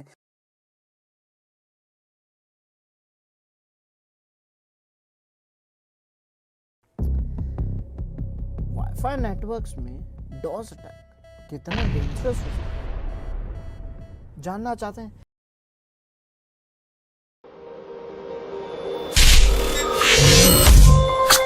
डॉस अटैक ऑन वाईफाई, एक वाईफाई डिवाइस पे डॉस अटैक कैसे परफॉर्म कर सकते हैं। सो यहाँ पे इसके अंदर हम कई सारी चीजें सीखने वाले हैं जिसके अंदर हम देखेंगे what is DoS attack, DoS attack क्या है, हाउ इट वर्क्स, ये कैसे काम करता है, MAC flooding, discovery flooding and deauthentication flooding, ये सारे हैं डॉस अटैक्स। तो देखते हैं, बेसिकली स्टार्ट करते हैं पहले पॉइंट के साथ, that what is DoS attack. So आइए देखते हैं डॉस अटैक है क्या। बेसिकली डॉस का फुल फॉर्म होता है students denial of service attack. Denial of service attack एक ऐसा अटैक है जो करता क्या है, बेसिकली इसमें क्या होता है कि अटैकर सिस्टम जो है वो हमारा एक विक्टिम सिस्टम पे इतना ज्यादा डेटा फॉरवर्ड करता है, इतना ज्यादा प्रोसेसिंग बढ़ा देता है बेसिकली कि विक्टिम सिस्टम हो जाता है हैंग, यानी विक्टिम सिस्टम के जो रिसोर्सेस है वो फुल हो जाते हैं और वो अच्छे से परफॉर्म ना करने की वजह से, बिकॉज उसका CPU और उसकी मेमोरी जो है वो कंप्लीट यूटिलाइज होने लग जाती है, तो बाकी प्रोसेसेस करने के लिए उसके पास पावर नहीं बचती और इसी वजह से ये हैंग होके या तो स्विच ऑफ हो जाएगा या करप्ट हो जाएगा। सो इस अटैक को, जिसमें बेसिकली एक अटैकर मशीन एक विक्टिम मशीन पे इतना ज्यादा डेटा जो यहाँ पे फ्लड कर रही है यानी बाहर ला रही है, उसको हम कहते हैं डॉस अटैक। सो अक्सर अगर आपको किसी भी अटैक के आगे फ्लडिंग लिखा हुआ दिख रहा है तो इसका मतलब है कि यहाँ पे हम बात कर रहे हैं डॉस अटैक की ही। इतनी ज्यादा रिक्वेस्ट फॉरवर्ड करी जाए कि जो सिस्टम है वो हैंग हो जाए, इसको हम कहते हैं डॉस अटैक। सो अब डॉस अटैक के अंदर हमारे पास कई सारे अलग अलग डॉस अटैक्स आने वाले हैं, तो एक वाईफाई नेटवर्क में कैसे डॉस अटैक परफॉर्म करा जा सकता है वो हम सीखेंगे यहाँ पे। बेसिकली ये जो हमारा वाईफाई डिवाइस है, इस वाईफाई डिवाइस में एक अटैकर भी होता है, एक विक्टिम भी होता है। अगर अटैकर खूब सारे मैक एड्रेसेस यहाँ पे रिकॉर्ड रखवाए, खूब सारे IP एड्रेसेस यहाँ पे भेजे या फिर इस विक्टिम सिस्टम पे खूब सारे पैकेट्स ट्रांसफर करे, या इस वाईफाई से कनेक्ट होने की हैंडशेक रिक्वेस्ट ही खूब सारी भेज दे, तो ये सारी चीजें कहलाएगी डॉस रिक्वेस्ट। किसी भी पैकेट को ज्यादा क्वांटिटी में या ज्यादा साइज में अगर हम भेजें तो वहां पे परफॉर्म होता है हमारा डॉस अटैक। तो आइए देखते हैं सबसे पहला डॉस अटैक में हम क्या करने वाले हैं। सबसे पहला डॉस अटैक है मैक फ्लडिंग का। मैक फ्लडिंग क्या होती है? बेसिकली मैक का फुल फॉर्म है मीडिया एक्सेस कंट्रोल एड्रेस, यानी हमारा मैक एड्रेस, जिसके बारे में हम ये कहते हैं चेंज नहीं होगा। ये जो मैक एड्रेस है, अगर मैं लगातार अपडेट कराता जाऊं हमारे राउटर की इस टेबल में जहां पे ये रिकॉर्ड रखता है कि कौन सी आईपी कौन से मैक एड्रेस के पास है, अगर मैं इस प्रोसेस को कंटिन्यूसली करवाता जाऊं, यानी यहाँ पे खूब सारे मैक एड्रेसेस रिकॉर्ड करवा दूं, जिसकी वजह से क्या होगा, ये जो हमारे वाईफाई डिवाइस की टेबल है ये हो जाएगी फुल, एंड फुल होने की वजह से अब ये किसी और को रजिस्टर नहीं कर पाएगी। तो ये है बेसिकली हमारा डॉस अटैक। तो अब देखते हैं इसको प्रैक्टिकली इंप्लीमेंट करने के लिए हम चलेंगे हमारी काली मशीन पे, एंड काली मशीन पे जाने के बाद यहाँ पे मैंने टर्मिनल ओपन कर दिया। इसकी डिस्प्ले हम थोड़ी जूम कर लेते हैं ताकि आप सभी को डिस्प्ले क्लियरली विजिबल हो। सो यहाँ पे अब हमें क्या करना है, यहाँ पे अभी हम एक कमांड ट्राई करेंगे, और अगर वो टूल हमारे पास इंस्टॉल नहीं हुआ तो पहले हम उसके इंस्टॉलेशन पे वर्क करेंगे। कमांड है हमारा मैक ऑफ। मैक ऑफ ये ऐसा टूल है जिसके जरिए हम मैक एड्रेस की फ्लडिंग यहाँ पे बहुत इजीली अप्लाई कर सकते हैं। बट अगर यहाँ पे आपको रेडी शो हो रहा हो, इसका मतलब है किसी टूल के इंस्टॉलिंग करने का प्रोसेस आपका अधूरा रह गया होगा। तो जैसे आप एंटर प्रेस करेंगे ये आपको सजेस्ट कर देगा कि आपको डीएनएस स्निफ या एक टूल है जो इंस्टॉल करना पड़ेगा। तो आपको एपीटी इंस्टॉल एंड देन उस टूल का नाम लिख के आप उसको इंस्टॉल कर लेंगे। उसके बाद आपका जो मैक ऑफ है वो वर्क करने लग जाएगा। मैक ऑफ कैसे काम करता है, क्या काम करता है, ये भेजता है खूब सारे मैक एड्रेस किसी भी सिस्टम पे, जिसको हम कहेंगे मैक फ्लडिंग, और इसकी वजह से जो हमारा राउटर है उसकी टेबल फुल हो जाएगी, वो मिसबिहेव करना स्टार्ट हो जाएगा। तो ये जो डॉस अटैक है, यानी मैक एड्रेस का डॉस अटैक जो है, वो परफॉर्म करने के लिए हमें इस टूल की जरूरत है। अगर इसके बारे में और समझना है हमें, तो बहुत ही यूजर सी चीज है कि हम यहाँ पे लिखेंगे mac off dash dash help and enter press करेंगे। तो यहाँ हम देख सकते हैं dash S for source, dash D for destination, dash E, dash X, dash Y, और यहाँ पे कई सारी चीजें शो कर रहा है हमारे लिए क्या क्या काम का है। तो पहले तो हम लिखते हैं यहाँ पे mac off, then space, then dash I लिखेंगे हम, जिसका मतलब है इंटरफेस। सो आई में हम बताएंगे बेसिकली कि हम किस इंटरफेस के जरिए मैक फ्लडिंग को परफॉर्म करने वाले हैं। अब क्योंकि ये वाईफाई की मैक फ्लडिंग है, तो यहाँ पे मैं यूज लेने वाला हूँ एक वाईफाई अडेप्टर, और इस वाईफाई अडेप्टर को मैं कनेक्ट करूंगा मेरे सिस्टम में। और कनेक्ट करने के बाद जैसे ही मुझसे यहाँ पे परमिशन मांगी जाएगी इस डिवाइस को कनेक्ट करने के लिए, तो मैं उसको अप्रूव कर दूंगा, और उसके बाद बेसिकली मैं यहाँ पे यूज लूंगा। यहाँ पे परमिशन मांग रही है, मैं डिवाइस को सिलेक्ट करा ओके, एंड देन यहाँ पे जो मेरी वाईफाई स्टिक की परमिशन थी वो मैंने मेरे काली मशीन को दे दी है, वर्चुअल मशीन को दे दी है, ताकि वो उसमें कनेक्ट हो जाए। तो अब बेसिकली मैं यहाँ पे वाईफाई स्टिक के जरिए मैक फ्लडिंग जो है वो परफॉर्म कर सकता हूँ। उससे पहले यहाँ पे मैं न्यू टैब ओपन कर लूंगा, एंड न्यू टैब ओपन करने के बाद जूम कर लेते हैं इसको थोड़ा हम, एंड यहाँ पे हम लिखेंगे IF कॉन्फिग, ताकि हम कंफर्म कर ले कि हमारी वाईफाई स्टिक ऐड हो गई है या नहीं। तो आप देख सकते हैं यहाँ पे LAN 0 यानी WLAN 0 लिखा हुआ है, जिसका मतलब है वायरलेस लोकल एरिया नेटवर्क। तो हमारी वाईफाई स्टिक ऐड हो चुकी है। और कंफर्म अगर आपको करना है तो IW कॉन्फिग लिख के आप और अच्छे से कंफर्म कर सकते हैं। तो यहाँ पे मैं देख पा रहा हूँ कि WLAN 0 जो है कनेक्टेड है, ये इसकी सारी सेटिंग्स है। तो अब मेरे को वाईफाई स्टिक तो ऐड हो गई है, उसके जरिए अटैक करना है, वो भी मैक फ्लडिंग का। तो कैसे करेंगे, वापस चलते हैं हमारे कमांड पे, एंड यहाँ पे मैं जाके लिखूंगा mac off dash I and then WLAN 0, and इसके बाद जैसा कि हम देख सकते हैं डैश एस के जरिए। सो अब यहाँ पे डैश एस, जिसका मतलब था सोर्स, यानी जिस पे अटैक परफॉर्म करना है, उसका एड्रेस मुझे यहाँ पे देना है। तो एड्रेस ऑब्वियस सी बात आपको नहीं पता होगा किस पे परफॉर्म करना है, तो नॉर्मली ये हम करते हैं हमारे राउटर पे ही, बिकॉज राउटर सारा रिकॉर्ड रखता है। तो राउटर पे अगर मैक फ्लडिंग करेंगे तो वो बहुत ही एफिशिएंट वर्क कर पाएगी। बट राउटर की आईपी क्या है, तो हमें ये बात पता है कि जब भी हम IF कॉन्फिग लिखते हैं तो यहाँ पे हमें सारी डिटेल्स दिखाता है, जिसके अंदर हमें हमारे राउटर की डिटेल्स भी दिखाएगा, जो कि होगी 192.168.1.255। ये जो हमारा ब्रॉडकास्ट नेटवर्क है, इसी के जरिए बेसिकली हमारा सारा डेटा शेयर हो रहा है। तो हम यहाँ पे इसी नेटवर्क को यूज लेके यहाँ पे परफॉर्म करने वाले हैं मैक फ्लडिंग। और अगर आपको कंफर्म करना है तो आप यहाँ पे नेट डिस्कवर लिख सकते हैं। जैसे ही आप नेट डिस्कवर लिख के एंटर करेंगे रूट प्रिविलेजेस के साथ, तो पहले sudo su दे देते हैं। ओके, सो sudo su वापस सही से लिख देते हैं, एंड देन यहाँ पे sudo su लिखने के बाद मेरे को लिखना है नेट डिस्कवर, एंटर प्रेस करूंगा। तो नेट डिस्कवर लिखने के बाद क्या होगा, जितने भी मेरे आसपास के एरिया में नेटवर्क होंगे, यानी लोकल एरिया नेटवर्क से जो भी सिस्टम्स में डिवाइस से जुड़े होंगे, सेम वाईफाई से जुड़े होंगे, उन सभी का मैक एड्रेस मेरे को यहाँ पे प्रेजेंट होना स्टार्ट हो जाएगा। एंड उसी मैक एड्रेस के जरिए मैं यहाँ पे मैक फ्लडिंग अप्लाई करूंगा। एक और चीज मैं कंफर्म कर लेता हूँ कि मैं किसी डिवाइस से कनेक्ट हूँ। Okay, perfect. सो इथरनेट से बेसिकली डिस्कनेक्ट हो गया हूँ मैं, ताकि अच्छे से वर्क हो पाइए। एंड अब मैं यहाँ पे इस प्रोसेस को स्टॉप करके एक बार फिर से स्टार्ट कर देता हूँ। सो यहाँ पे नेट डिस्कवर करने के बाद मैं देख सकता हूँ कि जो VMware के जो मेरे हार्डवेयर जो वर्चुअल डिवाइसेस थे वो यहाँ पे शो हो रहे हैं। तो इनके अंदर भी मेरे पास जो है हमारा राउटर का एड्रेस आ रहा है, मैं इस पे भी अटैक कर सकता हूँ। साथ ही साथ जैसा कि मैंने IW कॉन्फ़िग करके देखा 192.168.1 डॉट, सो जैसे ही मैंने यहाँ पे IF कॉन्फ़िग करा, देन मैं देख सकता हूँ कि मेरा जो LAN 0 है उसका जो मेरा बेसिकली जो मेरा वाईफाई है जिससे मैं कनेक्टेड हूँ उसका जो IP शो हो रहा है 192.168.1.255 शो हो रहा है। मैं चाहूँ तो इस पे भी ये ब्रॉडकास्ट नेटवर्क है तो इस पे भी मैक फ्लडिंग कर सकता हूँ। साथ ही साथ जो पहली IP होती है जो कि कंफर्म होता है कि मैं राउटर की उस पे भी कर सकता हूँ। तो फिलहाल मैं क्या करने वाला हूँ, मैं जाऊंगा वापस इस अटैक में, यहाँ पे लिखूंगा 192.168.1.1 जो कि पहली IP है जो कि होगी डिफॉल्ट गेटवे मेरे राउटर की। तो मैं चाहता हूँ कि मैं उस पर मैक फ्लडिंग अप्लाई करूँ या फिर मैं चाहूँ तो 255 पे भी कर सकता हूँ। तो जो एड्रेस आप चाहे ले सकते हैं, चलो एक बार 255 है तो वही ले लेते हैं। एंड बेसिकली यहाँ पे हमें इसका वर्क ही समझना है जो कि ज्यादा इंपॉर्टेंट है कि मैक फ्लडिंग काम कैसे कर रही है। तो जैसे ही मैं एंटर प्रेस कर रहा हूँ आप देख सकते हैं यहाँ पे कई सारे मैक एड्रेसेस डायरेक्ट फ्लड हो रहे हैं हमारे सिस्टम पे, इस राउटर पे। तो इससे होगा क्या, अगर ये राउटर इन रिक्वेस्ट को एक्सेप्ट करेगा, जो कि अभी मैं नेटवर्क को खराब नहीं करना चाहता था इसलिए मैंने इस एड्रेस पे करा है, तो अगर ऐसा करेगा तो जो बेसिकली राउटर है वो अच्छे से परफॉर्म करना बंद कर देगा और कोई भी सिस्टम उस राउटर से कनेक्ट नहीं हो पाएगा बिकॉज उसकी टेबल फुल हो जाएगी। तो इस प्रोसेस को यही हम रोक देते हैं, इसको हम कहते हैं मैक फ्लडिंग। सो स्टूडेंट्स, दूसरा अटैक अब जो हम यहाँ पे परफॉर्म करने वाले हैं वो है डिस्कवर फ्लडिंग। ये क्या है, ये बेसिकली डिस्कवरी नेटवर्क्स होते हैं जो ARP पैकेज बार बार भेजते हैं ये डिस्कवर करने के लिए कि कितने नेटवर्क जुड़े हुए हैं और कितने नहीं जुड़े हुए। तो अगर इस ARP की फ्लडिंग करनी है तो ये डिस्कवरी फ्लडिंग यहाँ पे यूज आएगी और इसको करने के लिए हमें एक टूल की जरूरत पड़ेगी जो कि है यर्सनाया।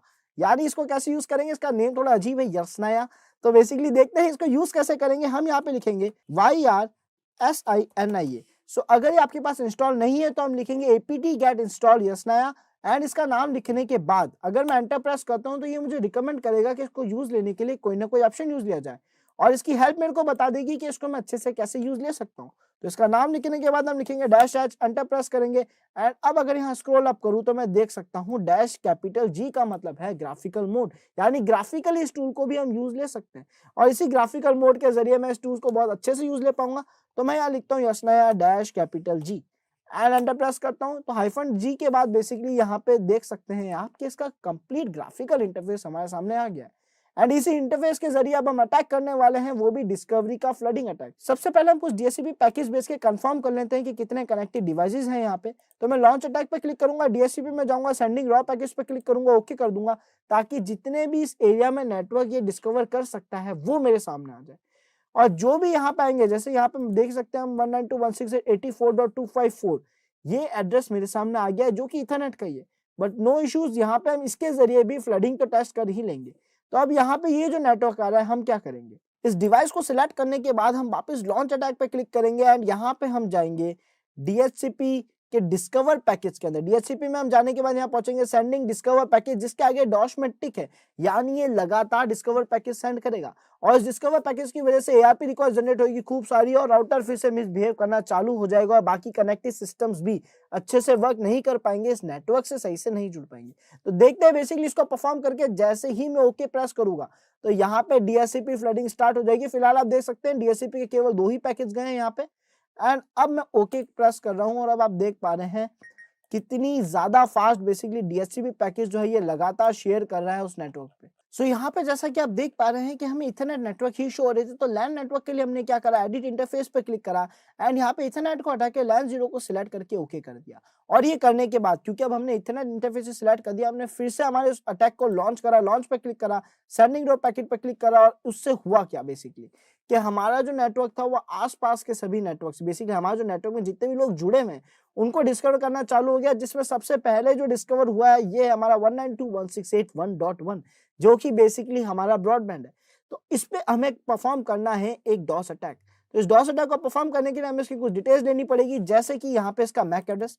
तो हम इस मैक एड्रेस की जो वैल्यू है इसको यहाँ पे नोट कर लेंगे बिकॉज यहाँ पे अब हम क्या करने वाले हैं, परफॉर्म करने वाले हैं एक डॉस अटैक। तो इस पर क्लिक करना, लॉन्च अटैक पे क्लिक करेंगे एंड यहाँ पे जो हमारा DHCP की डिस्कवरी पैकेज है यानी कनेक्शन रिक्वेस्ट के पैकेज वो हम यहाँ पे टिक करेंगे और जैसे ही हम अटैक स्टार्ट करेंगे तो हमारे राउटर पे पहुंचने लग जाएगा कई सारे ARP request, connection request, discovery package request, जिसके जरिए राउटर फिर से मिसबिहेव करेगा और कनेक्टेड सिस्टम्स भी सही से कनेक्ट नहीं हो पाएंगे, इंटरनेट यूज नहीं कर पाएंगे। तो अब अगर मैं इसको ओके करता हूं तो ये अटैक स्टार्ट हो जाएगा एंड यहाँ पे मैंने ओके प्रेस कर दिया है। तो बेसिकली हमारा जो DHCP फ्लडिंग अटैक है वो स्टार्ट हो गया है। और बहुत ही अच्छा है कि हमने यहाँ पे इसको कॉन्फ़िगर नहीं करा, यहाँ पे प्रॉपर मैक एड्रेस नहीं डाला, अदरवाइज मेरा नेटवर्क करप्ट हो सकता था, नेटवर्क सही से काम नहीं करता। तो उम्मीद है आपको समझ आ गया होगा। आपको कुछ चेंज करना है तो केवल डेस्टिनेशन एड्रेस चेंज करना है एंड उसके बाद बेसिकली आप अच्छे खासे यहाँ पे जो ऑप्शंस है वो परफॉर्म कर सकते हैं। आप देख रहे हैं यहाँ पे ऑप्शंस आ रहे हैं। सो यहाँ पे जिस तरीके से डिस्कवरी फ्लडिंग अटैक हो रहा है वैसे ही हम और भी कई सारे सिस्टम्स पे और सारी चीजें कर सकते हैं। यहाँ पे कई सारे और भी अटैक्स है बट हमें यहाँ पे फ्लडिंग अटैक ट्राई करना था, तो ये दोनों चीजें हम ट्राई कर चुके हैं। अब इसके बाद यहाँ पे हमारा जो एक और फ्लडिंग अटैक रह जाता है वो है हमारा डीऑथ फ्लडिंग यानी डी ऑथेंटिकेशन फ्लडिंग। ये है क्या, बेसिकली इसको हम स्टडी करेंगे और साथ ही साथ देखेंगे कि किस तरीके से काम करता है। तो इसको देखने के लिए बेसिकली हमें ये समझना पड़ेगा कि डी ऑथेंटिकेशन पैकेट करते क्या है। अब मान लेते हैं यहाँ पे हमारा एक डिवाइस है, राउटर है, उससे एक यूजर कनेक्टेड है, एक नॉर्मल यूजर कनेक्टेड है। ये नॉर्मल यूजर और एक अटैकर जो कि इस सिस्टम से कनेक्टेड नहीं है, ये दोनों तो कनेक्टेड है बट ये अटैकर दूर बैठा हुआ है, बस इस रेंज में है कि इनके आसपास इनकी बातें जो है वो इंटरसेप्ट कर सके। और इंटरसेप्ट करने के लिए क्योंकि हम इस हमारे जो वाईफाई स्टिक इसके अंदर लगेगी उसको हम सेट कर देते हैं मॉनिटर मोड, तो हम आसपास के सभी डेटा को इंटरसेप्ट कर पाते हैं। अब इस इंटरसेप्शन में एक और खास बात है, अब भले ही मैं इस नेटवर्क से कनेक्टेड नहीं हूँ, इस राउटर से कनेक्टेड नहीं हूँ, बट क्योंकि ये डिवाइस इससे कनेक्टेड है और अगर मैं कुछ पैकेज भेज के इस डिवाइस को डिस्कनेक्ट कर सकूं, कुछ डी ऑथेंटिकेशन पैकेज जिनको हम कहते हैं, अगर वो भेज के डिस्कनेक्ट कर सकूं और वो पैकेज लगातार भेजूं, तो यहाँ पे ये हो जाएगा डी ऑथेंटिकेशन फ्लडिंग। और ये जो हमारा विक्टिम है ये सिस्टम से तब तक कनेक्ट नहीं हो पाएगा जब तक वो डी ऑथेंटिकेशन पैकेज जा रहे हैं। तो डी ऑथेंटिकेशन बेसिकली वो पैकेज है जो किसी भी एक सिस्टम को जो राउटर से कनेक्टेड है उन दोनों को डिस्कनेक्ट कर सकते हैं केवल कुछ पैकेज को सेंड करके, और इसके लिए एक अटैकर को उस नेटवर्क में कनेक्ट होने की भी जरूरत नहीं है। तो मैं यहाँ पे सेम चीज करने वाला हूँ, basically D authentication package send करूंगा किसी भी एक नेटवर्क के किसी विक्टिम सिस्टम को, ताकि वो उस हॉटस्पॉट से डिस्कनेक्ट हो जाए, उस राउटर से, उस वाईफाई से डिस्कनेक्ट हो जाए। और अगर ये कंटिन्यूस चलता रहेगा तो ये कहलाता है फ्लडिंग, बिकॉज यहाँ पे जो डी ऑथेंटिकेशन पैकेज है वो काफी ज्यादा क्वांटिटी में जाने लग जाते हैं। तो देखते हैं ये कैसे परफॉर्म कर सकते हैं, इसको समझना पड़ेगा आपको अच्छे से। सबसे पहले हमारी जो वाईफाई स्टिक है जो मैंने आपको दिखाया था, हमने कनेक्ट करी थी, उसको हमने चेंज करना पड़ेगा मॉनिटर मोड के अंदर, बिकॉज बाय डिफॉल्ट उसका मोड जो है वो मैनेज्ड है। तो आइए देखते हैं, चलते हैं हमारी काली मशीन में। काली मशीन में जाने के बाद इसको हम बंद कर देते हैं। यहाँ पे कंट्रोल C करेंगे प्रोसेस स्टॉप करने के लिए एंड यहाँ पे अब क्लियर स्क्रीन कर देता हूँ मैं। Okay CLER, okay CLER clear. And अब यहाँ पे हमें क्या करना है, सबसे पहले IW config लिखेंगे हम, और जैसे ही हम IW config लिखेंगे तो हम यहाँ पे देख सकते हैं कि जो हमारा LAN 0 है उसका जो मोड है वो बाय डिफॉल्ट मैनेज सेट है। बट ये मैनेज मोड में हमारे पास वो पावर नहीं है कि हम आसपास के सभी डेटा को इंटरसेप्ट कर सके, जो कि मैंने थ्योरी सेशन में बताया था। मॉनिटर मोड क्या होता है कि वो सभी को मॉनिटर कर पाता है, सब पे नजर रख पाता है, हर एक्टिविटी पे नजर रख पाता है, डेटा इंटरसेप्शन कर सकता है। तो अब हम यहाँ पे इसका मोड जो है वो चेंज करेंगे। और हमें एक और बात पता है कि जब भी हम किसी हार्डवेयर डिवाइस की सेटिंग चेंज करते हैं तो पहले हम उस हार्डवेयर डिवाइस को बंद करते हैं, देन उसकी सेटिंग्स चेंज करते हैं, देन उसे वापस स्टार्ट करते हैं, ताकि कोई भी प्रॉब्लम ना हो। ये कुछ ऐसा है कि हम एक चलती हुई व्हीकल में कभी उसके इंजन का वर्क नहीं करते, कभी उसमें कोई चेंजेस नहीं करते, चलते हुए सिस्टम में हम कभी कुछ चेंजेस नहीं करते। पहले सिस्टम को बंद करेंगे, बाद में उसमें जो भी चेंजेस करने हैं वो करेंगे, बाद में वापस स्टार्ट करेंगे। तो वही काम हमें यहाँ पे करना है। सो WLAN 0 जो हमारा इंटरफेस है हमें इसे सबसे पहले बंद करना पड़ेगा, डाउन करना पड़ेगा। तो उसके लिए हम लिखेंगे IF config WLAN 0 and then down. इससे होगा क्या, हमारा जो वाईफाई इंटरफेस है ये डाउन यानी बंद हो जाएगा। और बंद होने के बाद हमें इसमें कुछ सेटिंग्स चेंज करनी होगी, जिसके लिए हम लिखेंगे IW config WLAN 0 and mode monitor. और ये हमने क्यों लिखा है, बिकॉज इसका ये जो मोड था, यहाँ पे आप देख सकते हैं मोड था, ये था मैनेज्ड। हमें इसी मोड की सेटिंग्स चेंज करनी है और क्या करना है, इसको बनाना है मॉनिटर मोड।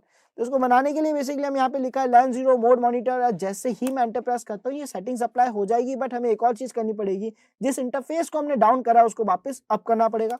तो हम यहाँ पे लिखेंगे IW config LAN 0 and then up. और जैसे ही मैं एंटर प्रेस कर रहा हूँ, अब मेरा जो इंटरफेस है उसका मोड जो है वो चेंज हो चुका है मैनेज से मॉनिटर, यानी वो अब सभी डेटा पे इंटरसेप्शन, सभी डेटा पे नजर रख सकता है, जैसा कि हमारी क्लास में मॉनिटर रखता है। तो अब अगर मैं यहाँ पे लिखूं IW config, एंटर प्रेस करूं, तो आप देख सकते हैं LAN 0 इंटरफेस दिखा रहा है और इसका मोड जो है वो मॉनिटर दिखा रहा है, यानी हमारे जो स्टेप था ये सक्सेसफुली हो चुका है। अब हमें करना क्या है, सबसे पहले देखना है हमारी रेंज में क्या क्या नेटवर्क्स है। तो ये भी हम कमांड्स के जरिए देखें तो ज्यादा अच्छा रहेगा, बिकॉज ऑफ मॉनिटर मोड में। अब हम यहाँ पे लिखेंगे एरोडम्प ng, जिसके जरिए बेसिकली हम हमारे आसपास के सभी नेटवर्क को, सभी डेटा को इंटरसेप्ट कर पाएंगे और देख पाएंगे हमारे आसपास कितने नेटवर्क्स अवेलेबल है। भले ही उनसे हम कनेक्ट हो चाहे नहीं हो, हम उनकी काफी डिटेल कैप्चर कर सकते हैं केवल यहीं से मॉनिटर मोड के जरिए। जैसे ही आप देख सकते हैं मैंने एरोडम लैन 0 लिखा, तो अब यहाँ पे ये जितने भी वाईफाई नेटवर्क्स में, इसको थोड़ा जूम आउट कर देता हूँ ताकि आपको सारी डिटेल्स दिखे। ओके, सो यहाँ पे आप देख सकते हैं BSSID, power, beckons, MB and यहाँ पे ऑथेंटिकेशन की जो चीजें और ESSID, ये सारी चीजें यहाँ पे शो कर रहा है, जिसमें आप देख सकते हैं WS क्यूब स्टूडियो और कई सारे वाईफाई नेटवर्क जो मेरी रेंज में है वो शो कर रहा है। अब यहाँ पे BSSID क्या है, अगर आपने थ्योरी सेशन अच्छे से देखा है तो आप बता सकते हैं कि सर BSSID जो है वो उस राउटर का मैक एड्रेस है, जो वाईफाई डिवाइस है, जो हॉटस्पॉट है, उसका मैक एड्रेस क्या है, BSSID, उसका नाम क्या है, ESSID। एंड चैनल देखें, अगर हम यहाँ पे कौन से चैनल पे वर्क कर रहा है तो आप वो भी देख सकते हैं। चैनल 11 पे कोई डिवाइस वर्क कर रहा है, कोई चैनल 1 पे कर रहा है, सबके चैनल्स अलग है। सभी 2.5 गीगाहर्ट्ज की रेंज में वर्क कर रहे हैं, जैसा कि मैं देख पा रहा हूँ, बिकॉज सबकी रेंज जो चैनल 11 है उसके अंदर ही है। तो ये सारी डिटेल्स हम यहाँ पे देख पा रहे हैं। पावर हमें ये बताता है कौन सा सिस्टम हमसे कितना दूर है, कितना पास है। तो अब यहाँ पे हम क्या करेंगे, WS क्यूब स्टूडियो का जो वाईफाई है उसके जरिए उससे जो भी सिस्टम कनेक्टेड है उसको हम करेंगे डिस्कनेक्ट। कैसे करेंगे, इस प्रोसेस को क्लोज करेंगे Ctrl+C के जरिए, मैंने क्विटिंग कर दिया है। अब मेरे को चाहिए है तो केवल ये BSSID चाहिए है जिसपे सारा डेटा है, तो मैं इसको कॉपी करूंगा और साथ ही साथ जिस चैनल पे लोग वर्क कर रहे थे तो चैनल था 11, BSSID मैंने कॉपी कर लिया। मैं यहाँ पे कमांड लिखूंगा aerodrome PNG LAN 0 -- BSSID and यहाँ पे जो BSSID थी वो पेस्ट कर दूंगा। उसके बाद मैं लिखूंगा -- चैनल्स एंड चैनल्स में बेसिकली मेरे को पता है कि चैनल नंबर 11 है, तो मैं यहाँ पे वो भी मेंशन कर दूंगा। और इसके बाद क्योंकि मैंने चैनल और मैक एड्रेस दोनों ही बता दिया है कि किसको अब इंटरसेप्ट करना है, सारा ध्यान अब किस पे लगाना है कि इस मैक एड्रेस पे जो कि इस चैनल पे काम कर रहा है, ये दोनों बातें मैंने बता दी है। तो अब यहाँ पे मेरा काम बनता है कि जो भी डेटा इंटरसेप्ट हो रहा है उसको मैं कहीं नोट भी कर लूँ ताकि मेरे अगर कोई काम आ सकता है तो आ जाए। तो यहाँ पे मैं -- राइट करूंगा एंड एक फाइल का नाम लिख दूंगा टेस्ट। ओके, सो यहाँ पे टेस्ट नाम की फाइल मैंने क्रिएट करी है और अब जितना भी डेटा आएगा मैं उसको इंटरसेप्ट कर सकता हूँ, वो भी केवल इस वाईफाई नेटवर्क का, जो कि है हमारा WS क्यूब टेक का खुद का। तो अब मैं एंटर प्रेस कर रहा हूँ एंड जैसे ही मैंने एंटर प्रेस करा यहाँ पे मेरे सामने एक एरर आ गई। वो एरर क्या है, वो एरर ये है कि यहाँ पे चैनल्स लिखा है जबकि होना चाहिए था चैनल। तो CHANNEL बिल्कुल सही स्पेलिंग है, अब सब कुछ सही है और मैंने एंटर प्रेस करा और अब ये क्या करेगा, केवल नजर रखेगा तो WS क्यूब के वाईफाई पे करेगा। तो अब इस WS क्यूब टेक के स्टूडियो पे नजर रख रहा है, और नजर रखने का मतलब क्या है, ये मेरे को यहाँ पे ये भी बता रहा है कि कौन कौन से डिवाइस इससे कनेक्टेड है। तो जैसा आप स्टेशन के अंदर देख सकते हैं यहाँ पे जिसका भी मैक एड्रेस आ रहा है, ये सारे वो डिवाइसेस है जो मेरे इस वाईफाई नेटवर्क से कनेक्टेड है। एंड यहाँ पे जो मैक एड्रेस आ रहा है ये मेरे इस वाईफाई डिवाइस का, यानी जो हमारा WS क्यूब का हॉटस्पॉट है उसका मैक एड्रेस आ रहा है। तो इस मैक एड्रेस से ये सारे डिवाइसेस कनेक्टेड है। अब इनमें से जिसको भी चाहूँ, जितनी भी देर के लिए चाहूँ, डिस्कनेक्ट कर सकता हूँ। ये है हमारा डी ऑथेंटिकेशन फ्लडिंग। कैसे करेंगे इसको करने के लिए हम न्यू टैब में जाते हैं, यहाँ पे डिस्प्ले क्लियर कर देते हैं ताकि आपको क्लियरली विजिबल हो। थोड़ा सा जूम कर लेते हैं और अब यहाँ पे मैं जो सॉफ्टवेयर का यूज लेने वाला हूँ वो है एयरप्ले NG। ओके, सो एयरप्ले -NG लिखने के बाद यहाँ पे ये पूरा कमांड है, इसमें थोड़े से चेंजेस हमें करने पड़ेंगे। एयरप्ले NG के बाद मैंने लिखा -- जिसका मतलब था डी ऑथेंटिकेशन पैकेज, और यहाँ पे मैंने नंबर्स में लिखा है कि कितने पैकेज भेजने हैं, 100, यानी टोटल 100 पैकेज जाएंगे। और जब तक ये 100 पैकेज जा रहे हैं तब तक जो विक्टिम सिस्टम है वो हॉटस्पॉट से कनेक्ट नहीं हो पाएगा। और आप ध्यान रखिए, अगर आपको याद हो तो मैं अभी तक WS क्यूब का जो वाईफाई उससे कनेक्टेड नहीं हूँ, यानी बिना कनेक्ट हुए मैं उसके किसी भी यूजर को डिस्कनेक्ट कर सकता हूँ। और साथ ही साथ यहाँ पे -A और -C के अंदर मैं क्या मेंशन करूंगा, -A में मैं मेंशन करूंगा किससे डिस्कनेक्ट करना है, यानी हॉटस्पॉट का WS क्यूब का मैक एड्रेस, और -C के अंदर मैं मेंशन करूंगा किसको डिस्कनेक्ट करना है, यानी यूजर का मैक एड्रेस। तो देखते हैं बेसिकली कितनी डिटेल सही है हमारे पास। यहाँ देख सकते हैं हम 7C/C5 जो है ये हमारे WS क्यूब का वाईफाई है। तो यहाँ पे इसको हमें चेंज करना पड़ेगा, तो यहाँ पे मैं इसको डिलीट करता हूँ एंड ओके, एंड हम यहाँ पे आएंगे और इस मैक एड्रेस को यहाँ से हटा के यहाँ पे हम डाल देते हैं हमारे WS क्यूब का मैक एड्रेस, यानी इस पर्सन से डिस्कनेक्ट करना है और किसको डिस्कनेक्ट करना है, क्लाइंट का नाम जो है वो हम यहाँ पे डाल देंगे। सो यहाँ पे हम चलते हैं और जो हमारा क्लाइंट है इनमें से किसी भी एक क्लाइंट को हम सिलेक्ट कर देंगे। तो इस प्रोसेस को मैं यहाँ रोकता हूँ और यहाँ से अगर मैं देखना चाहूँ तो मैं इस पर्सन को डिस्कनेक्ट कर देते हैं, बिकॉज हो सकता है इनमें से एक हम भी हो। तो यहाँ पे हमने किसी भी यूजर को सिलेक्ट करा, उसका मैक एड्रेस कॉपी करा। नॉर्मली हम इसको क्विट नहीं करते हैं, अभी मैंने क्विट कर दिया है बिकॉज मेरे को केवल एक डीऑथेंटिकेशन अटैक ही ट्राई करना है। और अब अगर मैं यहाँ पे आऊँ, ओके, हम एक काम करते हैं, क्योंकि हमारा भी डिवाइस इससे कनेक्टेड है तो हो सकता है ये हमारा ही डिवाइस है, तो देखते हैं बेसिकली कैसे वर्क करेगा।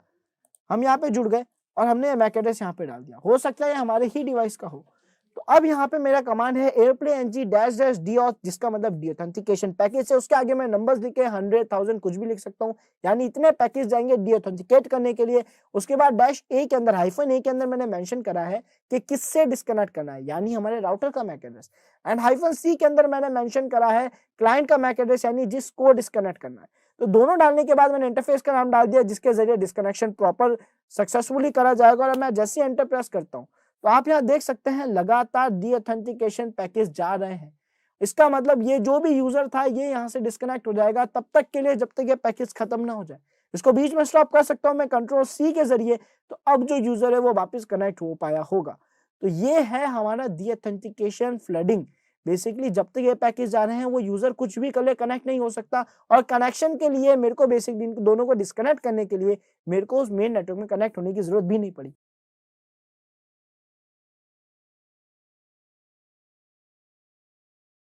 क्या आप जानना चाहते हैं कि हमारे आसपास सराउंडिंग्स में जो वाईफाई नेटवर्क्स है उनका पासवर्ड कैसे क्रैक करा जाता है और उसे सिक्योर कैसे करा जाता है?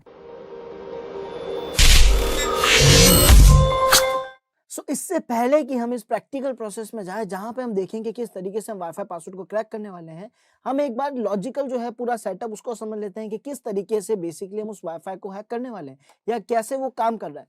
तो आइए इस चीज को अच्छे से समझते हैं। यहाँ पे आप सभी देखिएगा एक बार कि ये है हमारा राउटर जिससे बेसिकली हम कनेक्ट होने वाले हैं। अब यहाँ पे कुछ डिवाइसेस हैं जो इससे ऑलरेडी कनेक्टेड है। ये जो ऑलरेडी कनेक्टेड डिवाइस है, हो सकता है ये कोई मोबाइल हो सकता है ये कोई कंप्यूटर हो, कोई भी डिवाइस हो XYZ, बट ये वाईफाई से या केबल के जरिए सिस्टम से कनेक्ट हो चुके हैं। अब हमें क्या करना है, ये काम कैसे कर रहा है।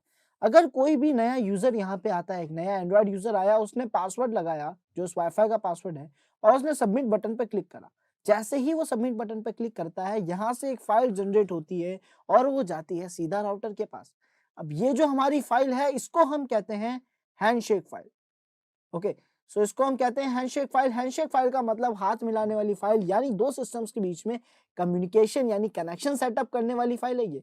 सो ये हैंडशेक फाइल के अंदर बेसिकली वो पासवर्ड मौजूद होता है और ये पासवर्ड यहाँ से जाता है मेन राउटर तक। राउटर उस पासवर्ड को चेक करता है, कंफर्म करता है अगर सही है, देन ये कनेक्शन इसको प्रोवाइड कर देता है, इसको एक आईपी एड्रेस अलॉट कर देगा। ARP रिक्वेस्ट ये सारी चीजें तो चलती रहती है, बट यहाँ पे इस तरीके से एक हैंडशेक फाइल भेज के कनेक्शन एस्टेब्लिश करा जाता है। सो यहाँ पे अब हम क्या कर सकते हैं, कई सारी चीजें जो हम यहाँ पे अप्लाई कर सकते हैं। उनमें से एक अटैक जो आज हम करने वाले हैं वो वाईफाई पासवर्ड क्रैकिंग का है, जो कि आप कहीं से भी अप्लाई कर सकते हैं। बिकॉज एक बार अगर यहाँ पे जो अटैकर है जो इस सिस्टम से अभी तक जुड़ा नहीं है, पर क्योंकि इसके पास है एक वाईफाई स्टिक जिसके जरिए ये अपने रेंज के किसी भी सिस्टम पे मॉनिटर मोड के जरिए नजर रख सकता है और ध्यान रख सकता है कौन सा सिस्टम क्या कर रहा है, क्या डेटा आ रहा है, क्या डेटा जा रहा है।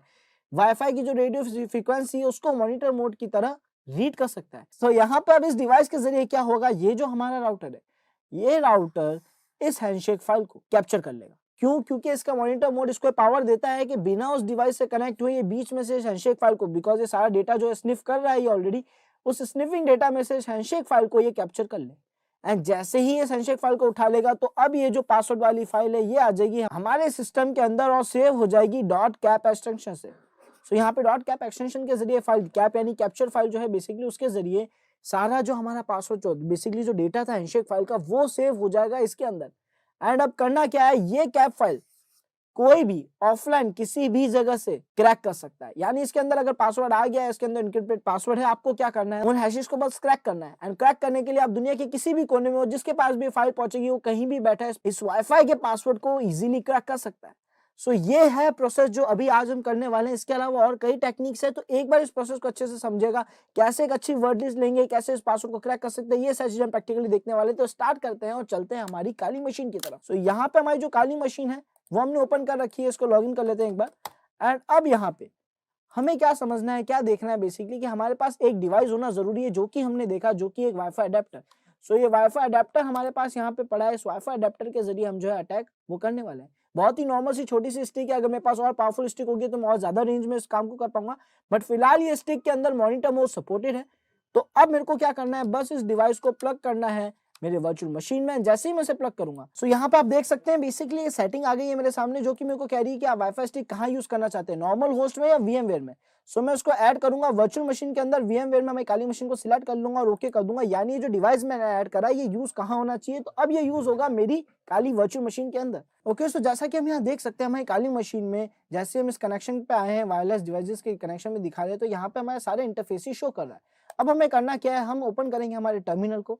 सबसे पहला काम जो हमारा है वो इस वाईफाई स्टिक के मोड को चेंज करना है, जो कि होगा मैनेज। एक बार कंफर्म कर लेते हैं अभी इसका मोड क्या है, इसको जूम करेंगे हम, रूट परमिशंस दे देते हैं यहाँ पे। एंड अब यहाँ पे हम लिखेंगे IW config। सो बेसिकली यहाँ पे आप देख सकते हैं IW config लिखने के बाद WLAN 0 जो कि हमारा इंटरफेस है, हमारे वाईफाई स्टिक है, उसका नाम है। तो बेसिकली इसकी सारी डिटेल्स हमें यहाँ पे शो कर रहा है। यहीं पे अगर आप देखें तो ESS ID भी है और कई सारी सेटिंग्स और है, कई सारी कॉन्फ़िगरेशंस और है। हमें क्या करना है, ये जो मोड के अंदर मैनेज लिखा है इसको यहाँ से कन्वर्ट करके चेंज करना है, उसकी कॉन्फ़िगरेशंस को चेंज करना है मॉनिटर मोड में।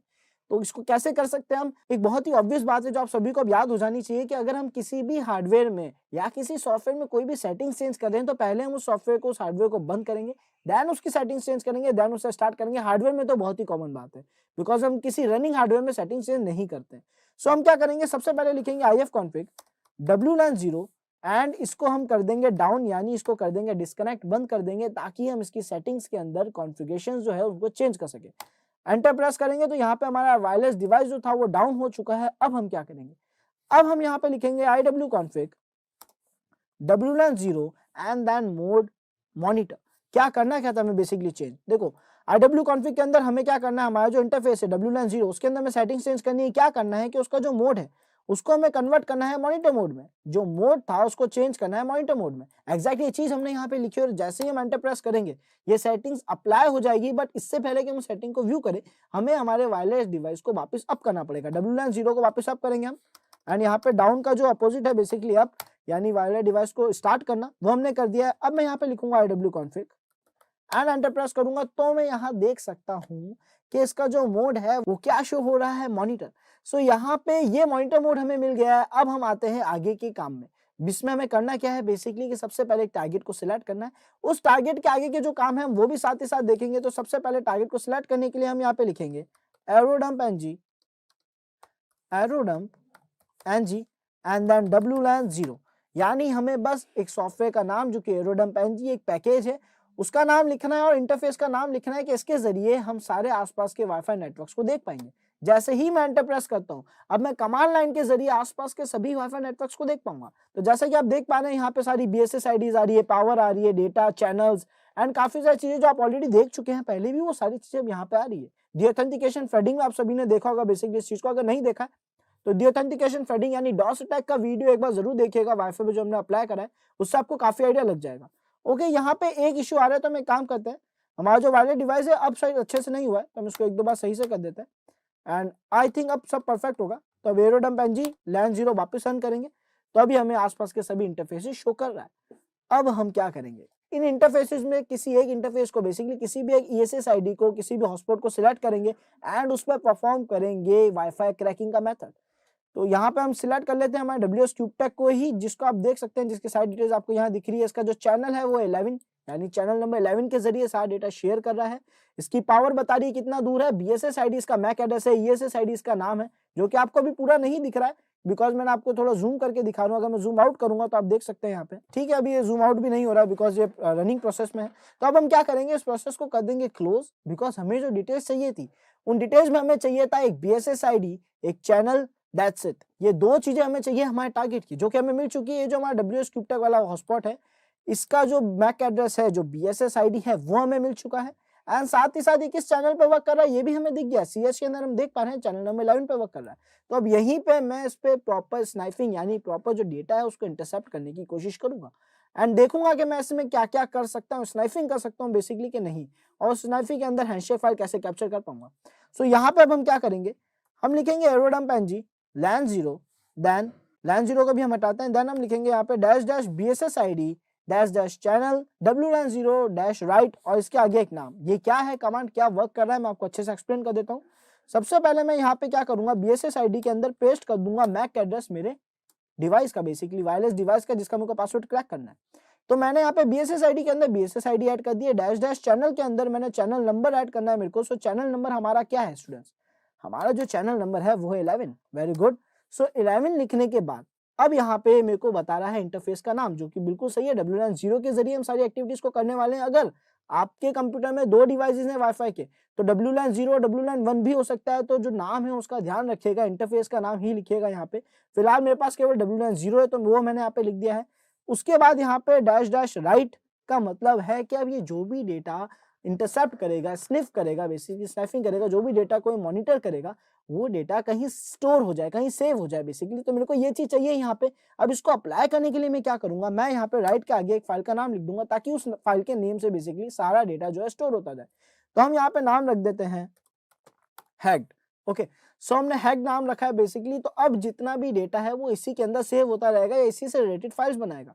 तो परफेक्ट है, आई थिंक सब कुछ सही है। मैं एंटर प्रेस करूंगा और यहाँ पे अब जो स्कैन है वो चालू हो जाएगा। कैसा स्कैन, यानी प्रॉपर मॉनिटरिंग अब जो है वो केवल उस सेम BSS ID यानी WS क्यूब का जो वाईफाई था केवल उसी पे करी जाएगी। एंड अब यहाँ पे ये जो डिवाइसेस दिख रहे हैं ये क्या है, देखो BSS ID तो आप देखोगे सारी सेम है। तो इसका मतलब ये सारी BSS ID किसकी है, मेरे वाईफाई की है, WS क्यूब टेक की है बेसिकली। एंड ये जो स्टेशन है ये वो सारे डिवाइसेस हैं जो इस सिस्टम से जुड़ के इंटरनेट यूज कर रहे हैं। यानी वो सारे डिवाइसेस जो सिस्टम से जुड़े हुए हैं ये उन सबका स्टेशन, ये उन सबकी मैक एड्रेस है। एंड अब हमें करना क्या है, हमारे पास हैंडशेक फाइल 2 ही केसेस में आ सकती है। जब कोई नया यूजर जुड़ रहा हो, या फिर अगर किसी पुराने यूजर को हम डिस्कनेक्ट करें कुछ देर के लिए और वो वापस कनेक्ट होने के लिए ऑटोमेटिकली हैंडशेक फाइल भेजेगा ही भेजेगा। बिकॉज हैंडशेक फाइल क्या होती है, हमारे डिवाइस में सेव हो जाती है, और जब भी हम उस वाईफाई रेंज में वापस जाते हैं ऑटोमेटिकली वो पासवर्ड चला जाता है, वापस वाईफाई में अप्लाई होने हम ऑटो कनेक्ट हो जाते हैं। तो इस ऑटो कनेक्ट की ये जो फंक्शन है, जो कि यहाँ पे एक वल्नरेबिलिटी बन जाएगा, उसी की मदद से हमें हैंडशेक फाइल कैप्चर होगी। और ध्यान रखिएगा जैसे ही हमें हैंडशेक फाइल मिलेगी वो हैंडशेक फाइल यहाँ पे शो होगी। सो ये जो एरिया है यहाँ पे हमें हैंडशेक फाइल शो हो जाएगी, लिखा हुआ आएगा हैंडशेक कैप्चर समथिंग लिखा हुआ मिल जाएगा आपको, जिससे आपको कंफर्म हो जाएगा कि जो पासवर्ड फाइल थी वो आपने कैप्चर कर ली है। तो अब हमें करना क्या है, केवल किसी एक यूजर को डिस्कनेक्ट करना है ताकि उसकी हैंडशेक फाइल हम कैप्चर कर सके। तो हम यहाँ पे एक न्यू टैब ओपन करेंगे एंड इस न्यू टैब को हम पहले जूम कर लेते हैं ताकि आप सभी को क्लियरली विजिबल हो। ये sudo su दे देंगे, रूट प्रिविलेजेस दे देते हैं इसको।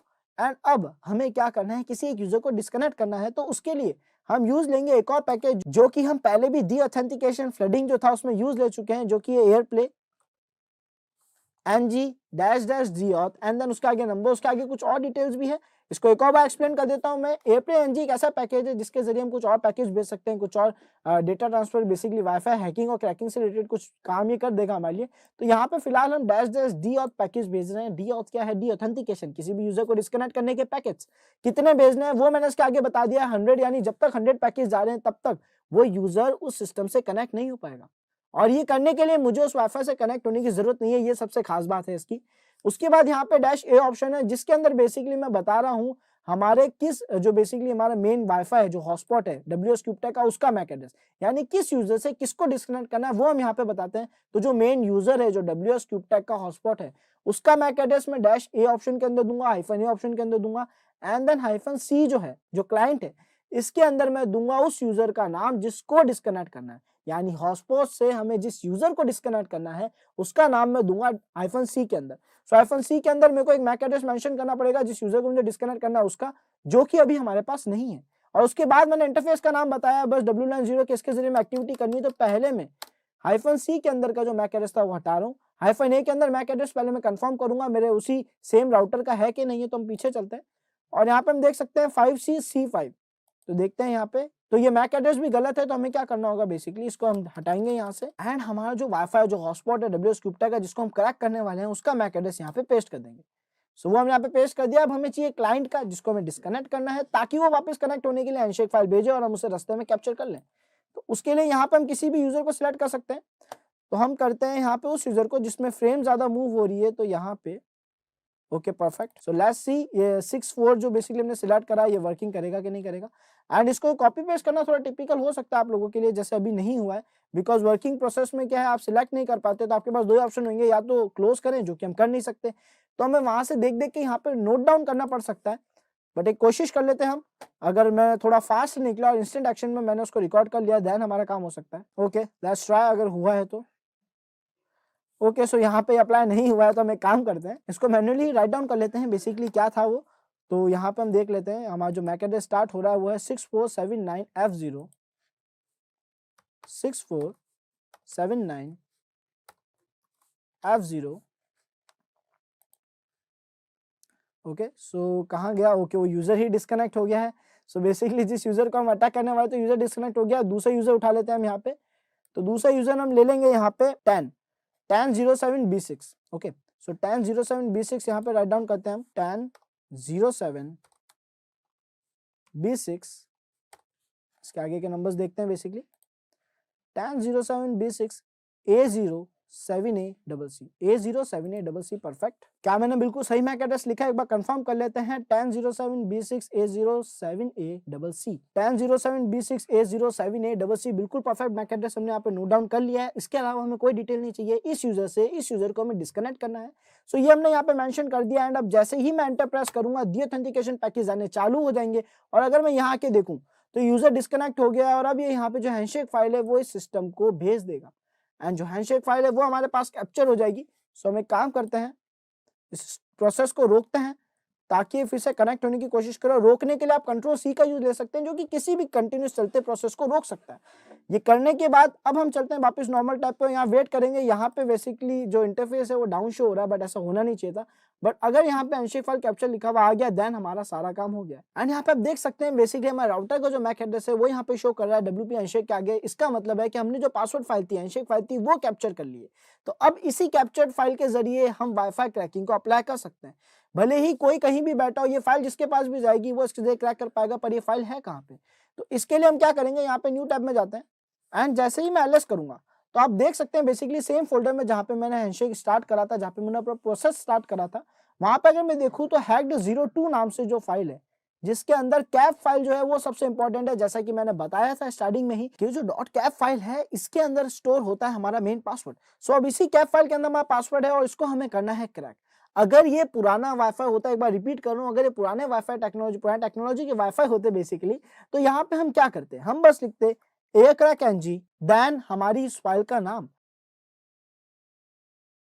ओके, सो यहाँ पे हमने हमारी फाइल का नाम लिख दिया। अगर हम इतना ही लिख के एंटर करते हैं और अगर ये पुरानी टेक्नोलॉजी के वाईफाई डिवाइसेस होते हैं, हॉटस्पॉट होते हैं, जिसके अंदर जो डेटा इधर से उधर मूव होता था वो स्ट्रांगली इंक्रिप्टेड नहीं हुआ करता था, जो हैंडशेक फाइल है वो स्ट्रांगली इंक्रिप्टेड नहीं हुआ करती, तो जैसे ही मैं एंटर प्रेस करता ये पासवर्ड क्रैक करके मुझे बता देता। बट फिलहाल यहाँ पे इसने ऐसा नहीं करा है। क्यों? क्योंकि ये WPA वाईफाई नहीं है, ये WPA2 है। यानी यहाँ पे इंक्रिप्शन अच्छा वाला अप्लाई करा गया है। एंड जो कि हम हिस्ट्री में भी देख चुके हैं कौन सा इंक्रिप्शन यहाँ पे अप्लाई हो रहा है। तो इसको हमें करना पड़ेगा डिक्रिप्ट, बेसिकली डिकोड करना पड़ेगा। तो ये जो हैशेस है इनको क्रैक करने के लिए हम क्या कर सकते हैं, अब इसको क्रैक करने के लिए हम यूज करेंगे यहाँ पे एक वर्ड लिस्ट। एंड उस वर्ड लिस्ट के जरिए हम इस पासवर्ड को इजीली क्रैक कर पाएंगे।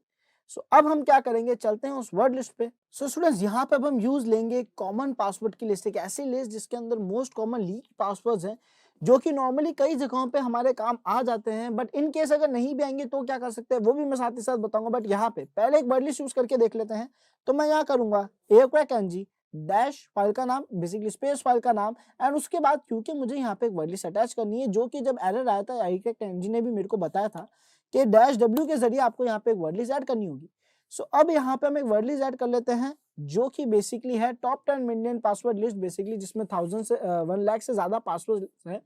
और ऐसे ही ये बेसिकली लीक्ड पासवर्ड है, तो ये यहाँ पे मेरे काम आ सकते हैं। अगर नहीं भी आएंगे तो दूसरा ऑप्शन है हमारे पास। बट फिलहाल इस पासवर्ड जिसके जरिए हम इस पासवर्ड को क्रैक करने की कोशिश करेंगे। तो अब मैं यहाँ पे क्या कर रहा हूँ, एंटर प्रेस कर रहा हूँ। साथ ही साथ मैं आप सभी को ये भी बता दूंगा कि आपको अच्छी वर्ड लिस्ट कहाँ से मिल सकती है, बनी बनाई, यानी लीक पासवर्ड्स की, जो मोस्ट कॉमन पासवर्ड होते हैं इन सभी की वर्ड लिस्ट कहाँ से मिल सकती है, साथ साथ ये भी बता दूंगा। तो जैसे ही मैंने एंटर प्रेस करा, यहाँ तो बिल्कुल भी टाइम नहीं लगा, एंटर प्रेस करते ही पासवर्ड जो हमारे सामने आ गया। अगर मैं इसको थोड़ा जूम आउट करूँ एंड इस प्रोसेस को फिर से रिपीट करूँ ताकि आपको साफ साफ दिखे, तो आप देख सकते हैं यहाँ पे करंट फेज जो हमारा एग्जैक्ट पासवर्ड है वो इसने मेरे को क्रैक करके दे दिया है बहुत ही मिली सेकेंड्स में। सो बहुत ही कम टाइम लिया इसने बेसिकली इस पासवर्ड को क्रैक करने के लिए। ये थोड़ा शॉकिंग था, वैसे काफी फास्ट काम करता है ये हमारा acrackng।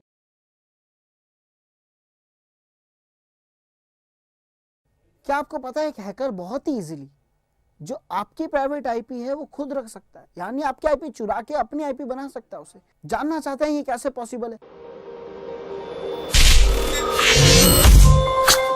तो देखते हैं सबसे पहले स्पूफिंग एग्जैक्टली क्या है। सो स्टूडेंट्स, स्पूफिंग है क्या? बेसिकली स्पूफिंग जो है वो है एक प्रोसेस जिसके अंदर हम क्या करते हैं, हम किसी भी सिस्टम की जो आइडेंटिटी होती है, जैसे उसका आईपी एड्रेस, उसका मैक एड्रेस, वो खुद रख लेते हैं। यानी हम कोई और होने का दावा दे रहे हैं, बेसिकली कोई और दिखा रहे हैं कि हम कोई और यूजर हैं। जैसे कि मैं आपको फोन लगा के कहूँ कि मैं XYZ पर्सन बोल रहा हूँ, जबकि मैं वो पर्सन नहीं हूँ, मैं किसी और की आइडेंटिटी से आपको कॉल लगा रहा हूँ। तो कुछ उसी प्रोसेस को जब हम टेक्निकली यहाँ नेटवर्किंग में करते हैं तो उसको हम कहते हैं स्पूफिंग। यानी अगर हमारे पास एक सिस्टम है जो हमारा राउटर भी हो सकता है, जिसकी आईपी है 192.168.1.1। सो बेसिकली 192.168 इसको हम सही से लिख देते हैं एक बार, 192.168.1.1। तो ये जो हमारी आईपी है, अगर ये आईपी जो हमारे राउटर की आईपी है एक अटैकर आके खुद रख ले, देन क्या होगा? और इसकी दूसरी जो आइडेंटिटी होती है, जो कि होता है हमारे राउटर का मैक एड्रेस, वो भी अगर ये खुद रख ले तो क्या होगा? इस केस में होगा ये कि जितने भी सिस्टम इस राउटर से जुड़े थे, अब वो इस सिस्टम को, इस अटैकर सिस्टम को राउटर समझने लग जाएंगे, और जो भी डेटा ये सिस्टम एक्सेस कर रहे हैं, जो भी इनको इंटरनेट पे बात करनी है, वो सारा डेटा इसके थ्रू यहाँ से होके जाएगा। सो इसका मतलब ये जो सिस्टम है, ये जो अटैकर सिस्टम है, ये बन जाएगा एक राउटर, एंड इसके पास कंप्लीट एक्सेस होगा सारे नेटवर्क्स का, जो वो चलाना चाह रहे हैं। बेसिकली जो भी रिक्वेस्ट रिस्पॉन्स आ रही है, सबका कंट्रोल इस सिस्टम के पास आ जाएगा। तो इसको हम कहते हैं man in the middle attack. And ये जो हमने आइडेंटिटीज चुराई है, जैसे कि आईपी और मैक एड्रेस, इसको हम कहते हैं स्पूफिंग। सो यहाँ पे आज हम दो चीजें परफॉर्म करने वाले हैं, दो स्पूफिंग परफॉर्म करने वाले हैं। पहला है आईपी स्पूफिंग, दूसरा है मैक स्पूफिंग। सो ये दोनों स्पूफिंग आज हम यहाँ पे परफॉर्म करने वाले हैं। अच्छे से समझेगा होगा कि आईपी स्पूफिंग में क्या होगा कि हम किसी और की आईपी एड्रेस जो है वो चुरा लेंगे, एंड मैक स्पूफिंग में क्या होगा कि हम किसी का जो मैक एड्रेस है वो चुरा लेंगे। तो आइए देखते हैं इस चीज को परफॉर्म करते हैं। यहाँ पे सबसे पहले हम चलेंगे हमारी काली मशीन की तरफ। सो स्टूडेंट्स, काली मशीन के अंदर सबसे पहले तो हम हमारी जो वाईफाई स्टिक है इसको प्लग कर देंगे, बिकॉज वाईफाई नेटवर्क्स के अंदर ही हम बेसिकली आईपी या मैक स्पूफिंग करने वाले हैं। तो यहाँ पे हमने वाईफाई स्टिक को जैसे ही प्लग करेंगे, हमसे परमिशन मांगेगा कि कहाँ पे इसको यूज लेना है। तो हम यहाँ पे कनेक्ट वर्चुअल मशीन करेंगे, काली मशीन को सिलेक्ट करेंगे, अंदर ओके प्रेस कर देंगे। इससे क्या होगा, इससे जो वर्चुअल मशीन है वो सिलेक्ट कर लेगी उस हार्डवेयर डिवाइस को, यानी हमारी वाईफाई स्टिक अब काली लिनक्स के अंदर यूज आएगी इंस्टेड ऑफ हमारा विंडोज 10, है ना। तो यहाँ पे हम इस पर क्लिक कर देते हैं। जैसे ही हम क्लिक कर रहे हैं तो हम यहाँ पे देख सकते हैं कि यहाँ पे जल्द ही जितने भी वाईफाई नेटवर्क्स है वो शो होने लग गए। ओके, तो ऑलरेडी एक वाईफाई से कनेक्ट भी हो चुका है, हमारा WS क्यूबटेक के वाईफाई से कनेक्ट हो चुका है। तो अब हम करेंगे क्या, इस आईपी स्पूफिंग और मैक स्पूफिंग अटैक को परफॉर्म करने वाले हैं। सबसे पहले हम परफॉर्म करेंगे आईपी स्पूफिंग को। तो उसके लिए हमें हमारे नेटवर्क्स में जितने भी यूजर्स हैं उनकी आईपी पता होनी चाहिए, ताकि हम उसमें मैक स्पूफिंग या आईपी स्पूफिंग परफॉर्म कर सके। तो हम यहाँ क्या करेंगे, सबसे पहले तो रूट परमिशन दे देंगे sudo su के जरिए। एंड रूट परमिशन देने के साथ साथ मैं डिस्प्ले को थोड़ा जूम कर लेता हूँ ताकि आप सभी को क्लियर विजिबल हो। एंड अब हम यहाँ पे लिखते हैं, सो यहाँ पे सबसे पहले हम लिखेंगे नेट डिस्कवर, जो कि बेसिकली क्या करेगा कि हमारे इंटरफेस में जितने भी नेटवर्क्स हैं उन सभी को डिस्कवर करके हमें यहाँ पे शो कर देगा। बट उससे पहले हमें एक बात ध्यान रखनी पड़ेगी यहाँ पे कि नेट डिस्कवर काम कैसे करेगा। उन नेटवर्क्स का इंफॉर्मेशन देगा, बेसिकली उन नेटवर्क को डिस्कवर करके यहाँ पे हमें शो करेगा जो हमारे नेटवर्क में जुड़े हुए हैं, है ना, उन सभी सिस्टम्स को यहाँ पे शो करेगा। सो अब हम यहाँ पे कमांड लिखेंगे जो कि है net discover. And net discover करेगा क्या, बेसिकली कि जितने भी सिस्टम्स सेम नेटवर्क में जुड़े हुए हैं उन सभी को यहाँ पे डिस्कवर करके शो कर देगा, उनके आईपी एड्रेस, उनके मैक एड्रेस, उनकी कुछ और डिटेल्स के साथ। बट यहाँ पे अब हमें एक चीज समझनी होगी कि केवल उन नेटवर्क को शो करेगा, उन सिस्टम्स को जो शो करेगा जो इस नेटवर्क में जुड़े हुए, सेम नेटवर्क में जुड़े हुए। तो यहाँ पे हमारा जो नेटवर्क है फिलहाल वर्चुअल नेटवर्क होगा, और जिस वाईफाई से हम जुड़े हुए, जिस वाईफाई से हमारे विंडोज 10 जुड़ा हुआ है वो होगा अलग नेटवर्क। तो उसके लिए हम सभी को क्या करना होगा, हम जाएंगे एडिट के अंदर, वर्चुअल नेटवर्क एडिटर में जाएंगे यहाँ पे, और इस एडिटर के जरिए हम करेंगे क्या कि इंटरफेस जो है वो चेंज करने की कोशिश करेंगे, ताकि हम वर्चुअल इंटरफेस से ना जुड़े रहे, हम रियल हार्डवेयर इंटरफेस से जुड़ जाए। तो उसके लिए हम क्या करेंगे, यहाँ पे ब्रिज ऑप्शन सिलेक्ट हुआ है, आपको क्या करना है, ब्रिज में जाना है। यहाँ पे ब्रिज 2 के अंदर आपको यहाँ पे सिलेक्ट करना है आपका जो भी इंटरफेस है, जो बेसिकली हार्डवेयर वाईफाई स्टिक है, जो वाईफाई इसके अंदर इनबिल्ट आती है हमारे लैपटॉप के अंदर, आपको उस स्टिक को यूज लेना है। तो फिलहाल यहाँ पे जो मेरी वाईफाई स्टिक है वो ये है, मैंने इसको सिलेक्ट कर दिया। वाईफाई अडेप्टर जो है वो मैंने सिलेक्ट कर दिया है। एंड अब मैं यहाँ पे ओके कर दूंगा तो ये जो सेटिंग्स है अप्लाई हो जाएगी, और अप्लाई होने के बाद ओके इसको ओके सो सेटिंग्स अप्लाई हो गई है, और मैं यहाँ पे देख लूंगा बेसिकली कि मैं जो है उस नेटवर्क से जुड़ा हुआ हूँ इथरनेट से। भले ही वो बाहर जो है वो वायरलेस डिवाइस होगा, बट डायरेक्ट मैं यहाँ पे हार्डवेयर से ही जुड़ा हूँ। छो यहाँ पे इथरनेट शो होता, बट असल में मैं वाईफाई नेटवर्क से ही जुड़ा हुआ हूँ। तो अब मैं यहाँ क्या करूंगा, नेट डिस्कवर लिख के एंटर करूंगा। नेट डिस्कवर क्या करेगा, सारे नेटवर्क जो मेरे रेंज में है वो मेरे को डिस्कवर करके यहाँ पे शो कर देगा। सो आप देख सकते हैं बेसिकली यहाँ पे इसने अलग अलग नेटवर्क शो करने स्टार्ट कर दिए। एक बार इसका कंप्लीट आउटपुट आने का हम वेट करेंगे। जैसे ही कंप्लीट आउटपुट हमारे सामने आ जाएगा उस आउटपुट में से हम निकालेंगे हमारे राउटर का मैक एड्रेस एंड उसका आईपी एड्रेस एंड देन उसके अंदर हम करेंगे कुछ चेंजेस ताकि वो आईपी एड्रेस और मैक एड्रेस रख ले हम लोग। सो जैसा कि आप यहाँ देख सकते हैं हमारे पास हमारा जो राउटर था उसका आईपी एड्रेस आ गया है और उसका मैक एड्रेस भी आ गया। थोड़ा ब्लर करा है हमने उसको, बट यहाँ पे जो आईपी एड्रेस और मैक एड्रेस आया है ये है वो इन्फॉर्मेशन जो कि अब हम रखने वाले हैं, यानी आईपी मैक एड्रेस अब हम चुराने वाले हैं। तो ये प्रोसेस कैसे हो सकता है, तो इस प्रोसेस को मैं यहाँ पहले स्टॉप कर देता हूँ नेट डिस्कवर के प्रोसेस को, बिकॉज मेरे को जिस सिस्टम का आईपी और मैक एड्रेस चाहिए था वो मेरे को मिल चुका है। अब वो आईपी एड्रेस और मैक एड्रेस मुझे रखना है अपने सिस्टम पे। तो इसका बहुत ही इजी और बहुत ही सिंपल प्रोसेस है। यहाँ पे मैं लिखूंगा ifconfig, देन हमारे इंटरफेस का नाम LAN 0 एंड देन जो आईपी हमें उसके लिए रखनी है 192.168.1.1। ओके, सो अच्छा इंटरफेस बेसिकली जो है वो LAN 0 नहीं रखेंगे, ETH 0 रखेंगे, जस्ट बिकॉज क्योंकि हम यहाँ पे देख सकते हैं इथरनेट के जरिए हम कनेक्टेड है। एंड अब हमारे आई थिंक सब कुछ सेटिंग्स जो है वो बिल्कुल सही, ifconfig ETH 0 एंड आईपी हमने सेलेक्ट कर दिया एंड हम एंटर प्रेस करेंगे।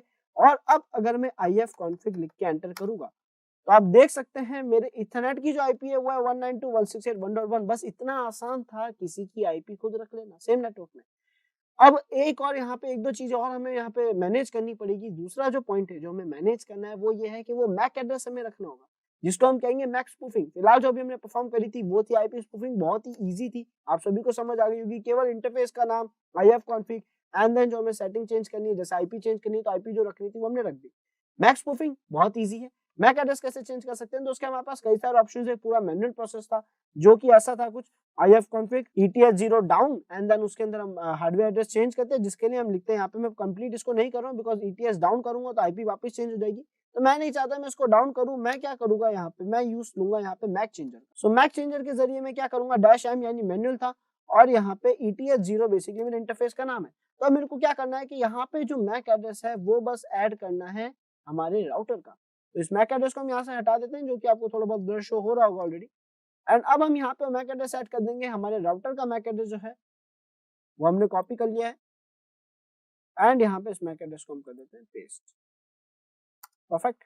सो यहाँ पे हमने मैक चेंजर -m यानी मैन्युअली एंड उसके आगे हमारी मर्जी से एक मैक एड्रेस ऐड कर दिया है और उसके बाद ETH 0 ऐड कर दिया है। तो अब मैं जैसे ही एंटर प्रेस करूंगा हमारा मैक एड्रेस जो है वो कंप्लीटली चेंज हो चुका है हमारे राउटर के मैक एड्रेस से, यानी अब हमारे पास राउटर की आईपी भी है और राउटर का मैक एड्रेस भी है। जो उसकी आइडेंटिटी थी अब वो हमारी आइडेंटिटी बन चुकी है अगर मैं ifconfig करता हूँ एंड एंटर प्रेस करूँ तो हम यहाँ पे देख सकते हैं हमारे पास आईपी अभी भी सेम है और अब हमारा जो मैक एड्रेस है वो भी एग्जैक्ट सेम मैक एड्रेस है जो कि हमारे राउटर का था। तो अब ये दोनों काम होने के बाद जो स्पूफिंग प्रोसेस है वो हमारा कंप्लीट हो चुका है। हमारे पास राउटर की आईपी, राउटर का मैक एड्रेस आ गया, हम किसी की भी ऐसी आइडेंटिटी चेंज कर सकते हैं। एक प्रोसेस यहाँ करना बाकी रह जाएगा जो कि उस राउटर को यहाँ से हटा देना, राउटर को डिस्कनेक्ट कर देना। उसके लिए हम क्या करेंगे, उसके लिए बहुत सारे प्रोसेस है हमारे पास। अगर हम कोई भी फ्लडिंग अटैक परफॉर्म करेंगे तो राउटर जो है वो यहाँ से चला जाएगा, ARP फ्लडिंग हो, डीऑथेंटिकेशन फ्लडिंग हो बेसिकली। सो अगर हम इन चीजों को परफॉर्म करते हैं यहाँ पे, मैक फ्लडिंग भी क्यों ना परफॉर्म करे, राउटर जो है डिस्कनेक्ट हो जाएगा। मैक फ्लडिंग का कमांड आप सभी को पता है जो कि हम ऑलरेडी देख चुके हैं, एक बार मैं रिवाइज करा रहा हूँ बस। Mac off and then interface और उसके बाद हमारे राउटर की आईपी। तो जैसे ही अब मैं यहाँ पे लिख के एंटर प्रेस करूंगा मेरा राउटर जो है जो ऑलरेडी कनेक्टेड था वो डिस्कनेक्ट हो जाएगा, उसकी जगह मैं आ जाऊंगा। इस अटैक को हम कहते हैं रूट एक्सेस पॉइंट, यानी मैं राउटर की जगह ले रहा हूँ, जिसको हम man in the middle attack में भी गिन सकते हैं।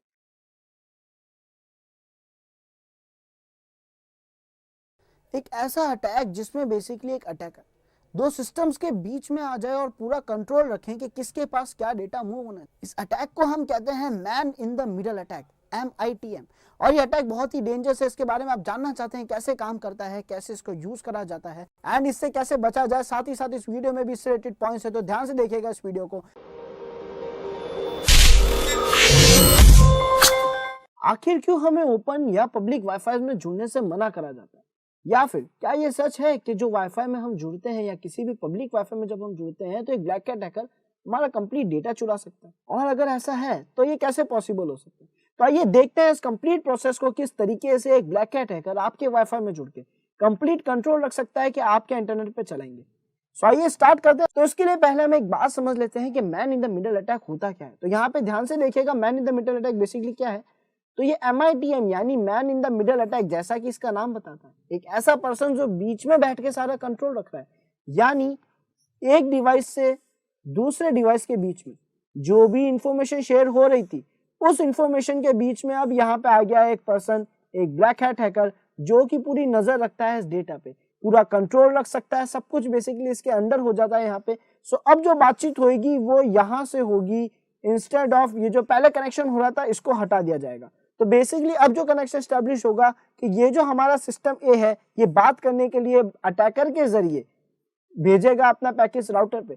सो यहाँ पे मैन इन द मिडल होता है ये अटैक, एंड अब हम क्या करने वाले हैं, इसी अटैक को परफॉर्म करने वाले हैं। यानी इस पर्सन के पास पूरा राइट है, पूरा सारी चीजें देख सकता है कि ये क्या चला रहा है और ये कंट्रोल भी कर सकता है। बिकॉज जब रिस्पॉन्स भी आएगी, जब हमारा राउटर रिस्पॉन्स देगा कि उसको कौन सी वेबसाइट है, क्या चीज ओपन करनी है, तो उस वक्त भी इसके कंट्रोल में रहेगा। तो ये चाहे तो अपने मन से कोई एडिटेड या मॉडिफाइड रिस्पॉन्स भेज सकता है।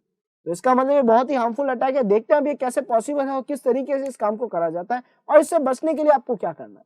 सो यहाँ पे चलते हैं हमारी काली मशीन की तरफ, जहाँ पे हम ऑलरेडी एक टर्मिनल ओपन कर चुके हैं। तो अब हमें करना क्या है, टर्मिनल के अलावा सबसे पहले हम यहाँ पे इस काली के इस टैब पे क्लिक करेंगे जहां से सारी एप्लीकेशंस हमें शो हो जाती है, एंड यहाँ पे हम लिखेंगे एथरकैट। उसका हम ग्राफिकल वर्जन जो है उसको स्टार्ट कर देंगे। सो यहाँ पे आप देख सकते हैं एथरकैट का ग्राफिकल वर्जन स्टार्ट होने वाला है, और उसके लिए हमसे रूट प्रिविलेजेस मांग रहा है। तो जो मेरा पासवर्ड है वो मैं यहाँ लिख के ऑथेंटिकेट कर दूंगा ताकि मैं इसको रूट यूजर में रन कर सकूं। एंड अब यहाँ पे हमारा जो एथरकैट है ये स्टार्ट हो चुका है। अब हमें करना क्या है, यहाँ पे सबसे पहले तो इंटरफेस जो है आप ध्यान रखिएगा, मेरी वाईफाई स्टिक एडिड है तो मैं वाईफाई स्टिक के जरिए ही इस कनेक्शन को परफॉर्म करूंगा, बेसिकली वाईफाई नेटवर्क में परफॉर्म करूंगा। तो मैं यहाँ पे WLAN 0 जो मेरे इंटरफेस का नाम है उसको सिलेक्ट कर दूंगा एंड देन टिक ऑप्शन पे क्लिक कर दूंगा। तो अब बेसिकली यहाँ पे स्टार्ट हो गया, उसको फुल डिस्प्ले कर देते हैं हम। तो यहाँ पे हमारा जो एथरकैट है स्टार्ट हो गया। सबसे पहले हमें डिस्कवर करना होगा कि हमारे नेटवर्क में कितने लोग हैं। ये बहुत इंपॉर्टेंट हिस्सा है बिकॉज इसी के जरिए हम टारगेट्स को सिलेक्ट करेंगे। तो वो करने के लिए यहाँ पे आप देख सकते हैं सर्च का एक बटन है जिस पर अगर आप जाएंगे तो स्कैन्स फॉर होस्ट लिखा हुआ है। जैसे ही आप इस पर क्लिक करते हैं ये जितने भी होस्ट इस एरिया में, इस रेंज में है, सब डिस्कवर करके आपको यहाँ पे शो कर देगा। सो वेट करते हैं, देखते हैं कितने होस्ट यहाँ पे डिस्कवर हुए एक बार। सो यहाँ पे हम देख सकते हैं बेसिकली 3 होस्ट डिस्कवर हुए। एक दो बार स्कैन को और रन कर देंगे ताकि अच्छे से बेसिकली जितने भी होस्ट डिस्कवर हो सकते हैं जल्द से जल्द यहाँ पे डिस्कवर हो जाए। जैसे कि आप देख सकते हैं 4 होस्ट हो गए। और अगर आप देखना चाहते हैं कि क्या क्या होस्ट डिस्कवर हुए हैं तो आप यहाँ पे होस्ट लिस्ट पर क्लिक करेंगे तो यहाँ पे जितने भी होस्ट हैं वो विजिबल हो जाएंगे। अब यहाँ पे इससे पहले कि हम किसी होस्ट को सिलेक्ट करके उस पर अटैक चालू करें, हम ये कंफर्म कर लें कि हम करीब करीब सारे होस्ट जितने भी इस नेटवर्क में हो सकते थे वो सब हमने स्कैन करके यहाँ रख लिए। तो आई थिंक यहाँ पे कुछ होस्ट चेंज हुए हैं जैसा कि आप देख पा रहे हैं, एंड लास्ट टाइम हम इस स्कैन को एक और बार रन कर देंगे। Okay perfect. सो आप देख सकते हैं यहाँ पे काफी सारे होस्ट हमारे ऐड हो गए। अब इन होस्ट से हमें बेसिकली कनेक्शन एस्टेब्लिश करना है इन होस्ट के और राउटर के बीच में। तो राउटर कौन है हमारा, तो हम देख सकते हैं 192.168.1.1 ये हमारा डिफॉल्ट गेटवे जिसके बारे में हम स्टार्टिंग से समझते हैं। तो 192.168.1.1 जो है ये हमारा डिफॉल्ट गेटवे एंड इसी के जरिए अब हमारे इस राउटर के और जो हमारा टारगेट इनके बीच में हम आके परफॉर्म करेंगे man in the middle attack. तो हम एक विक्टिम को सिलेक्ट कर देते हैं। सबसे पहले हमने राउटर को सिलेक्ट कर दिया, इसको हम डाल देते हैं टारगेट 1 में, एंड देन अब जो हमारा यूजर था जिसके बीच में एक और आना था तो उसमें हम कर देते हैं 192.168.1.76 यूजर को। सो ये जो हमारा है 192.168.1.76 इसको हम सिलेक्ट करेंगे एज हमारा सेकंड टारगेट। तो यहाँ पे ऐड टू टारगेट पे मैं जैसे ही क्लिक करता हूँ तो आप देख सकते हैं ये हो गया सेकंड टारगेट, एंड 192.168.1.1 जो कि था हमारा राउटर वो हो गया फर्स्ट टारगेट। अब हमने दोनों टारगेट्स को सिलेक्ट कर दिया, इनके बीच में बेसिकली हम सारा इंटरसेप्शन करने वाले हैं। तो अब हम क्या करेंगे, यहाँ पे man in the middle attacks के जो फंक्शंस उस पर क्लिक करेंगे और ARP पॉइजनिंग पे क्लिक कर देंगे। एंड जैसे ही ARP पॉइजनिंग पे क्लिक करेंगे तो यहाँ पे स्निफिंग रिमोट कनेक्शन का ऑप्शन आ रहा है, हम इसको टिक रहने देंगे एंड ओके करेंगे। सो अब यहाँ पे जो हमारी पॉइजनिंग है वो स्टार्ट हो चुकी है और man in the middle attack जो है वो सक्सेसफुली परफॉर्म हो चुका है। बट हमें कैसे कंफर्म होगा, तो ये कंफर्म करने के लिए हम क्या करेंगे, एक न्यू टैब खोलेंगे जो हमारा रूट ऑलरेडी बेसिकली टर्मिनल खुला हुआ है, उस टर्मिनल में जाएंगे एंड टर्मिनल में जाके हम यहाँ पे लिखेंगे URL snaf एंड देन यहाँ पे -i for interface basically, and यहाँ पे WLAN 0 हमारे इंटरफेस का नाम लिख के हम एंटर प्रेस कर देंगे। तो हमने यहाँ पे क्या लिखा है URL snaf -i, बेसिकली ये एक ऐसा पैकेट है, एक ऐसा टूल है जो हमारे काम आता है नेटवर्क को इंटरसेप्ट करने में। तो जो भी नेटवर्क का इंटरसेप्शन हो रहा है वो यहाँ पे शो करेगा। बेसिकली मेरे को ये -i के जरिए मैंने इंटरफेस बता दिया है किस डिवाइस के जरिए काम को करना है जो कि LAN 0, एंड देन जैसे ही मैं एंटर प्रेस करूंगा तो यहाँ पे ये लिस्टिंग चालू कर देगा और अब ये यूजर कुछ भी अगर चलाएगा तो वो यहाँ पे हम देख सकते हैं। सो यहाँ पे आप देख सकते हैं बेसिकली अब जैसे ही वो यूजर जो भी वेबसाइट चला रहा है, जैसे अगर हम यहाँ देखें तो MSF connect basically connection establish हो गया है यहाँ पे, एंड यहाँ पे test.php.1web यानी वेबसाइट जो है वो रीलोड करी गई है यूजर के द्वारा। सो बेसिकली इसी तरीके से यूजर की जो बाकी की डिटेल्स है, जो ब्राउजर यूज कर रहा है, जो सिस्टम डिटेल्स है, वो सब मेरे को यहाँ पे इजीली प्रिंट हो रही है। तो इस तरीके से man in the mid attack को परफॉर्म करा जाता है। उम्मीद आज का वीडियो आपको पसंद आया होगा और सारी चीजें समझ आ गई होगी। सो मिलते हैं नेक्स्ट वीडियो में। टिल देन अगर आपने लाइक शेयर और सब्सक्राइब नहीं करा है तो अभी कर लीजिए।